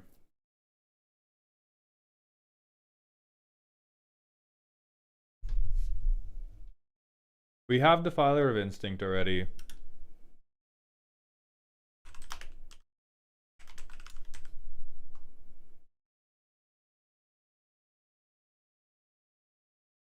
I don't think we need Balefire Dragon. We don't need...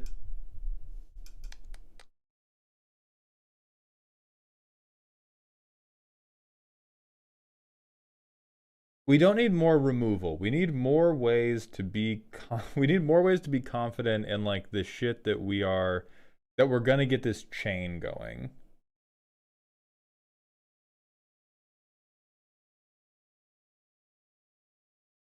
I think Cavalier of Flame is pretty decent. Like he is, because we don't want to totally disregard stuff that we can cast for normal amounts of mana. And so if we go Cavalier of Flame for 3 or less mana, we get a pseudo wheel effect, and we can keep digging for like the things that are going to be the bigger wheel effects. If we miss, we can cast them from exile without like shitting our pants, because we also don't want the deck to go like, okay, I'm going to try to take a non-deterministic warp combo turn, and if I fail, I do nothing the rest of the game. It's okay for it to blow up in our face, but we don't want it to be like nothing else happens, period. I think Ox can also fill that role for us.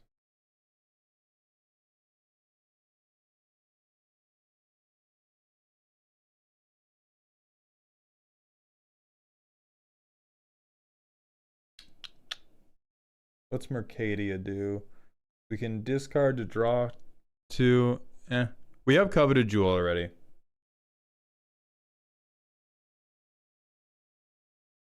I don't think we're ever going to solve... Case the Crimson Pulse could blow up our own penis.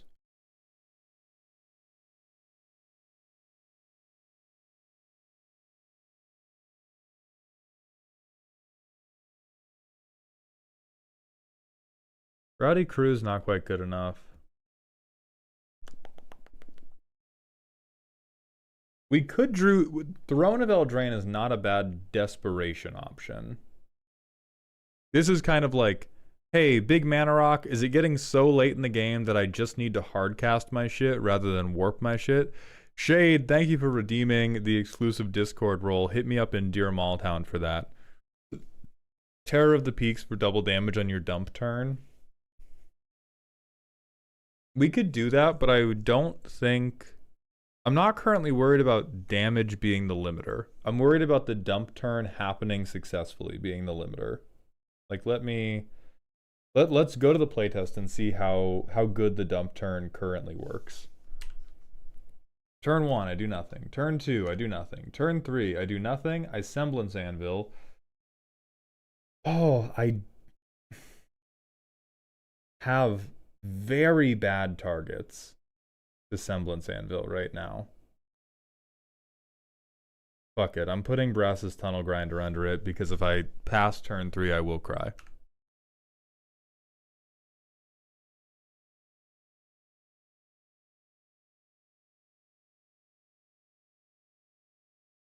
Oh, true. Throne can't cast our artifact spells. I was looking at it mostly for the card draw option. We do this. We do this. Wowza, we have done a lot of nothing so far. We go big score.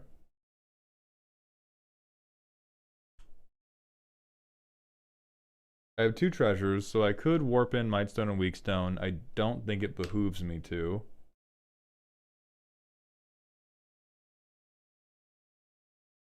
So I go 1 red. I warp Mightstone and Weakstone. I pick draw 2. For 2, I'm already gonna get fucking stuck. Oof. Okay, so for one red, I warped Mightstone and Weakstone. I drew 2. For 1 normal mana, I hard cast Cloud Key. I pick creature. For 2 and a red, or for 1 and a red, I warp in Alana. For 1 and a red, I warp in Clive Ifrit's Dominant. My devotion to red is now 5. So I dump this hand, 1, 2, 3, 4, 5.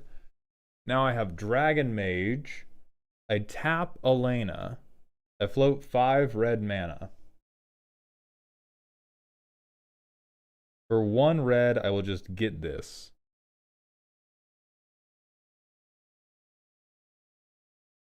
For 1 colorless, I see why you enjoy this deck. This is tickling the the autism very, very well.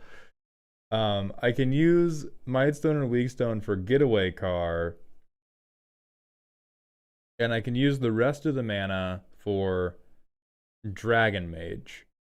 I will crew Getaway Car with Clive because I've already tapped Elena. I swing this, Clive come back hand. Dragon may... Oh, fuck, this is gonna ruin me, though. So I can't do that. Well, I could, but I'd discard Clive.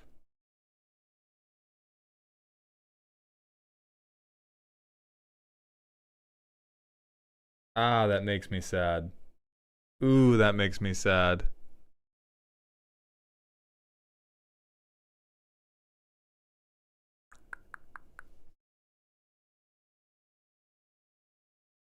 Yeah, our only method of card draw being wheeling hurts so bad. But I don't think there's a different way to... Because we have to tap her for mana. If we tap Dragon Mage, then playing it didn't have a point. Maybe we just don't crew Getaway Car. Maybe we just have that. And we keep Clive out here, and we Dragon Mage, and we make everybody discard 1, 2, 3, 4, 5, 6, 7. Then at the end of turn, oh god, oh fuck. All these guys are over there in exile.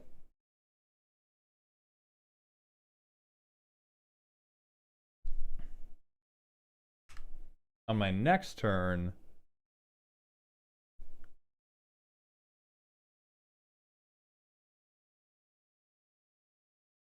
this makes an okay amount of creatures. So for a red, Depth Shaker Titan. Well, I guess I free cast Signet first. Now I have 5 creatures that are fucked up and evil melee bots. For 1 and a red, I Bedlam Reveler.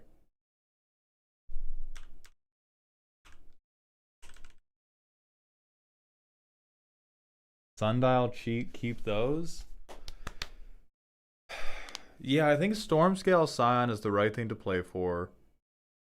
I can see why we're doing the cost reduction. You are definitely in permanent archenemy mode if we do this.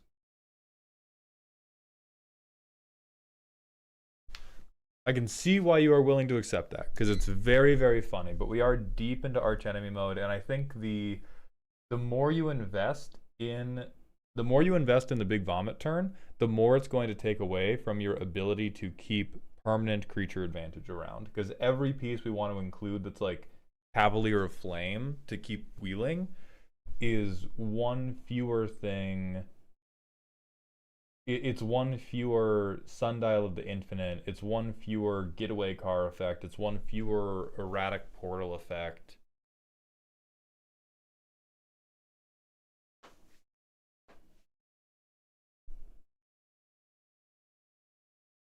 Well, yeah, if Tanuk is gone, it all falls apart. But this is a mono red. This is a mono red commander deck. It's all gonna fall apart most of the time. Spawn Gang Commander. I don't think we need Spawn Gang Commander. I think we need more things like Ox and Cavalier. We definitely did not have 5 mana still floating, though. I think we need more things that are going to be like, okay, for 1 red, I draw 3. That's what we want. We want more things that are going to act like the Mightstone and the Weakstone acted during that playtest, where we go, I play you for a low amount of mana. Yes, Shade. I play you for a low amount of mana, and then because I have played you for a low amount of mana, I get to draw 3 cards. What about Port Razor for easier killing? I think the killing is kind of immaterial right now. I think if we achieve our primary goal, and our primary goal is to get a storm count of 5 and then cast Stormscale Scion, like, the killing will happen. So if we want crazy gas, let's see.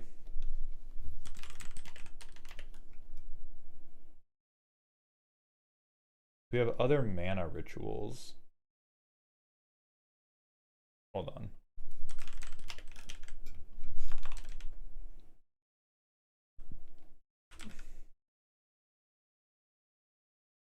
Let's go to partial type matches.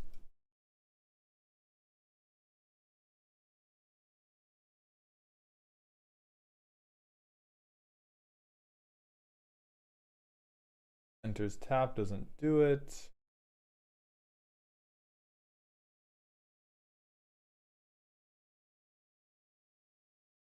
Enters tapped, won't quite do it.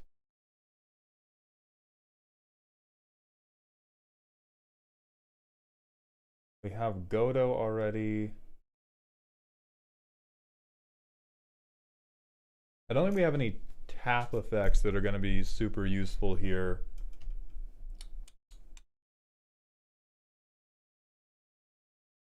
Urabrask, we don't... The cheat cost isn't super helpful to us. For 2 and a red, we get 3 colorless back. Not sold on that either.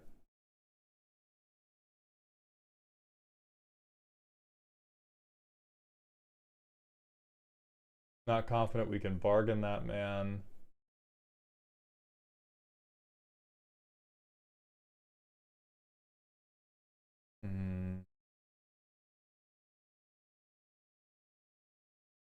So Cole Stoker pays for itself. Is paying for itself good enough? Connect the dots is an early game play to set up for a hand refill. I kind of believe in that, yeah.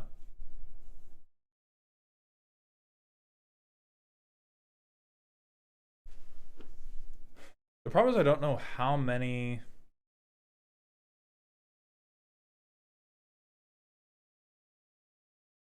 I think it could work.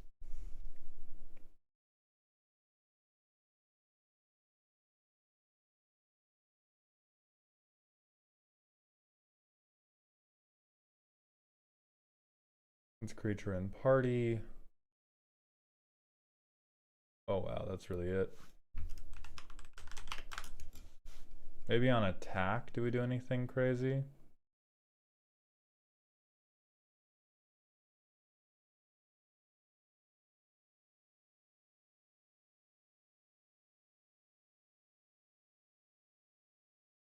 No, no, no, we do not. All right.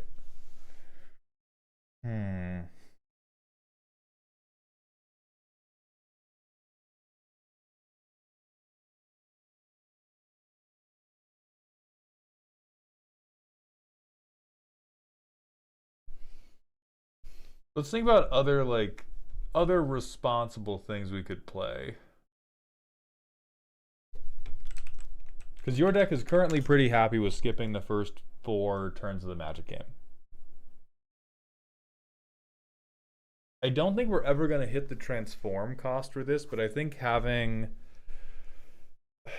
a manaless way to dig 1 card deeper is not something you can really turn your nose up at. Like, we need more ways to just keep the Great Wheel turning, even when we don't have any money to pay into it.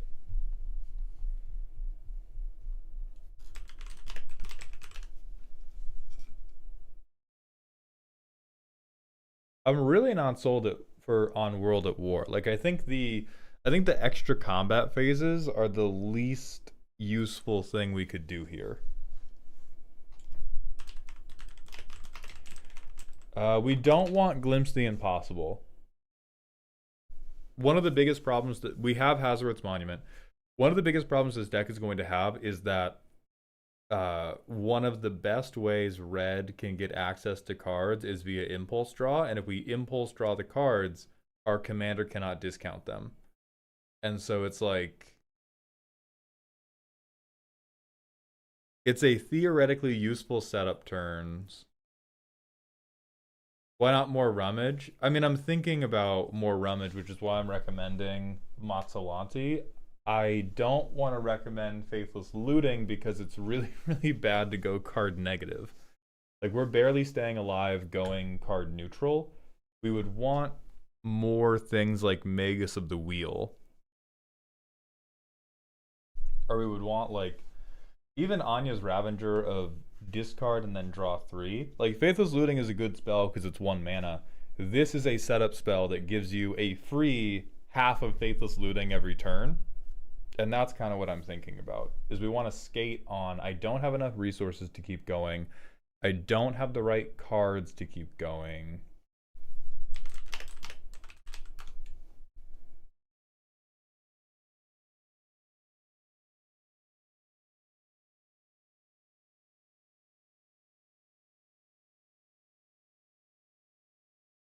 We don't want Winds of Change is not as good because we want to go from having 1 card in hand to having like 3 to 5 cards in hand.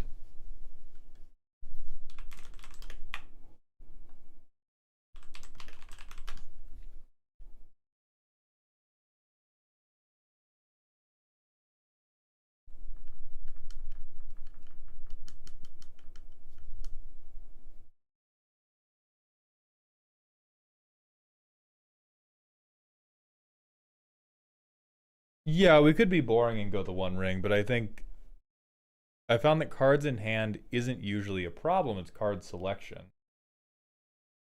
Alright, then you have played the deck more than I. I would still recommend trying Mazzolanti, as that is card selection. I'm trying to think if there's other... If we want other ways to do card selection, I mean, then you can play some other stuff from... Maybe we have this one already. But this is an artifact that will let us do card selection. What about Haragast?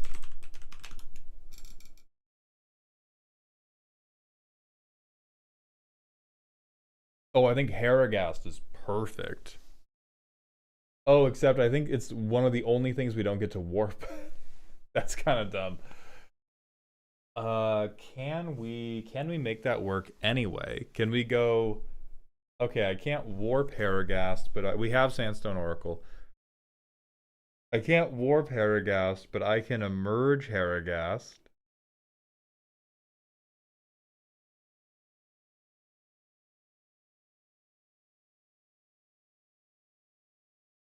Right. Well, not warpable, but this one is emergible, which is exactly the thing where right, it's already discounted and we can sack the creature that we did warp, and then we keep him around, and then we can like chain in future emerge casts.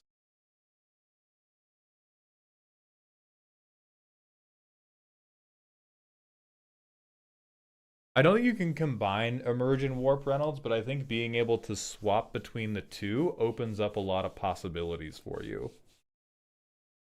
Because uh, if we have Emerge as a potential thing to do, yeah, being able to swap back and forth opens up doors for us. That right now all we can do is pick Warp. And Emerge also lets us keep forever. So if we ever have a card like Clive, where we go like, oh, I have warped in a thing that is mostly useless. It's going to go to the combat step, and it's not going to do me a lot of good. I can then emerge Clive out instead of warping Clive out, and I'll only pay 2 red, which is very similar to... Yeah, this is more about building a really, really long spell chain than it is about warp, warp, warp, warp, warp.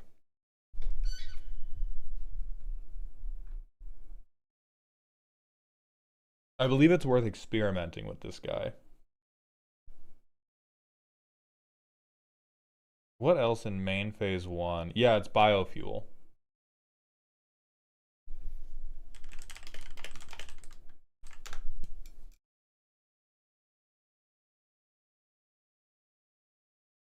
Okay, if the problem is also card selection and we can't do an exile draw is gonna fuck us, genuinely you can just play this card. This is just a 2-mana setup piece, and it's really, really underwhelming, I think, to play once you're trying to storm off. But if we play this turn 2, then this is a wonderful setup. Okay, do to nuke, do the thing I want to do. It really just depends on how much you hate Spider-Man. Yeah, we can't warp the Eldrazi. We can emerge the Eldrazi. We can chest burst the Eldrazi, but we cannot warp them.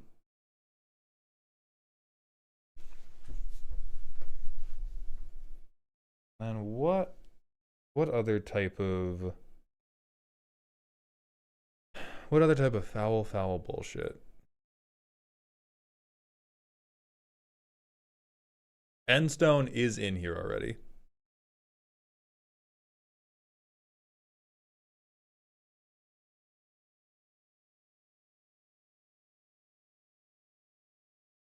We have Hazaret's Monument already.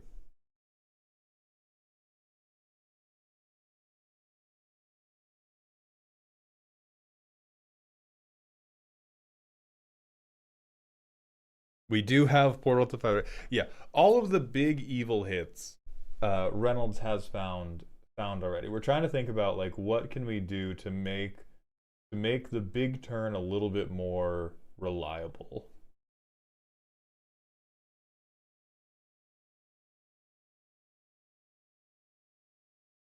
Immortal Sun. I don't think Immortal Sun does enough. We have Bergie already.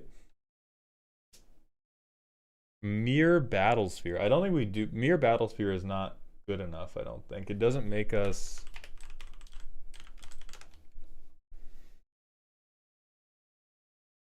Yeah, it doesn't make us mana. It doesn't make us... It doesn't get us cards. The artifact creatures doesn't do much for us.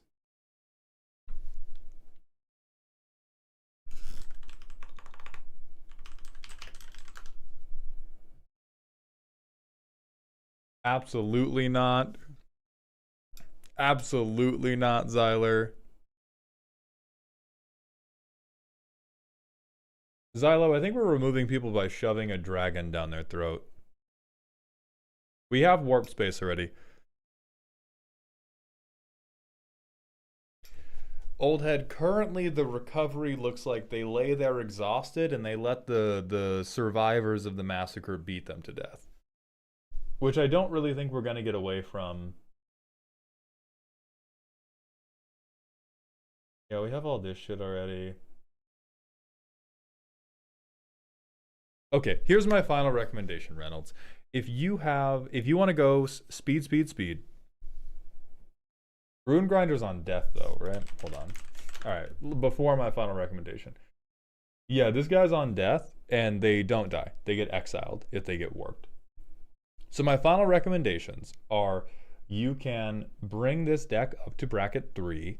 If you bring it up to bracket 3, your best game changers are, and really I think your only game changers are going to be Jeska's Will, Deflecting Swat, and Gamble. And what we're trying to set up is how many wheel creatures can I play for cheap every single turn. And so if you get, we pulled them all up and I have now forgotten all of them, but if you pull up the other wheel creatures we introduced to you, so that each time you warp something in, you can get new fodder for what you're going to warp in. You can consider Reaver Cleaver even still. I still think that's a really good setup card for how you recover post-warp. We're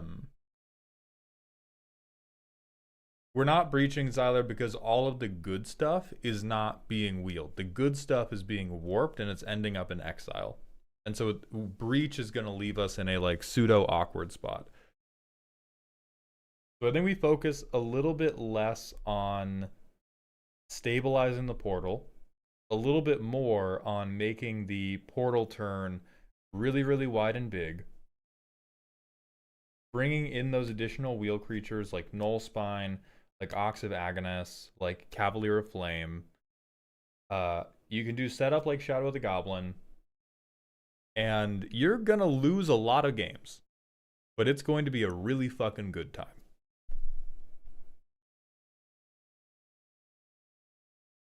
I want to put this on. I think this is more workhorse. Because we are trying to do an effective thing. We are trying to do a creature pseudo storm combo. And then you do the big overhand slam of Stormscale Scion and hope that that is enough to murder everybody. So let me know how it goes. I hope that you enjoyed the roast, and I hope that the suggestions we have provided you today can add to your enjoyment. Aegis Athene, thank you for the tier 1 Twitch sub for the 3rd month in a row. In honor of 3 months, you may choose a genuine compliment or a day without me calling you bald.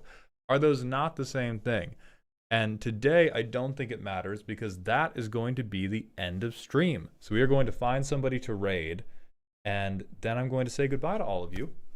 We'll be live again Wednesday doing more of the deck reviews from the subathon giveaway. Any particular cuts? Yes. Particular cuts, I would say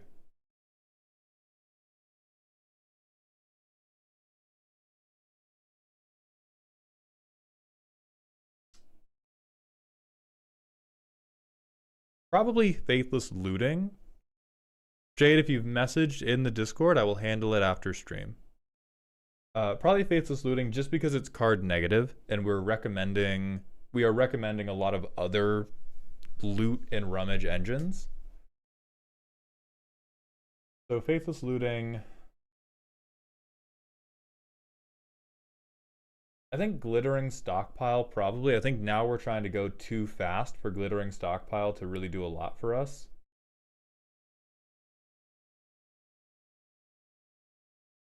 Little sideboard.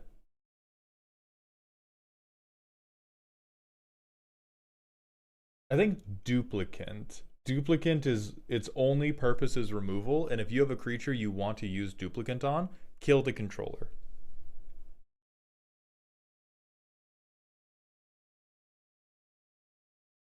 Probably Myojin of Roaring Blades and probably Depth Shaker Titan. Depth Shaker Titan can come back into the equation if you're like, oh, I keep getting Reaper Cleaver, I keep getting all these treasures. Until then, let's focus on the pseudo Storm turn. And after that, I think a lot of the cuts are like lateral moves.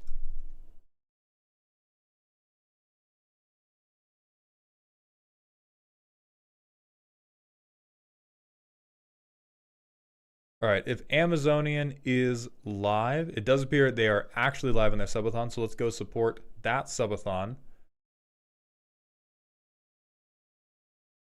Hit them with Guy, Hammer, Glue. And everyone remember to be kind. Thank you all for being here today. Thank you for putting up with I had a day to recover. I still think I'm bobbling a little bit in the aftermath of the subathon, so I appreciate you putting up with my still, I think, lower than standard energy. Thank you all for being here, and I hope you enjoyed the show. I will see you Wednesday, where I will be reviewing more decks. YouTube, that is just going to be it for us, but I will be live again Wednesday.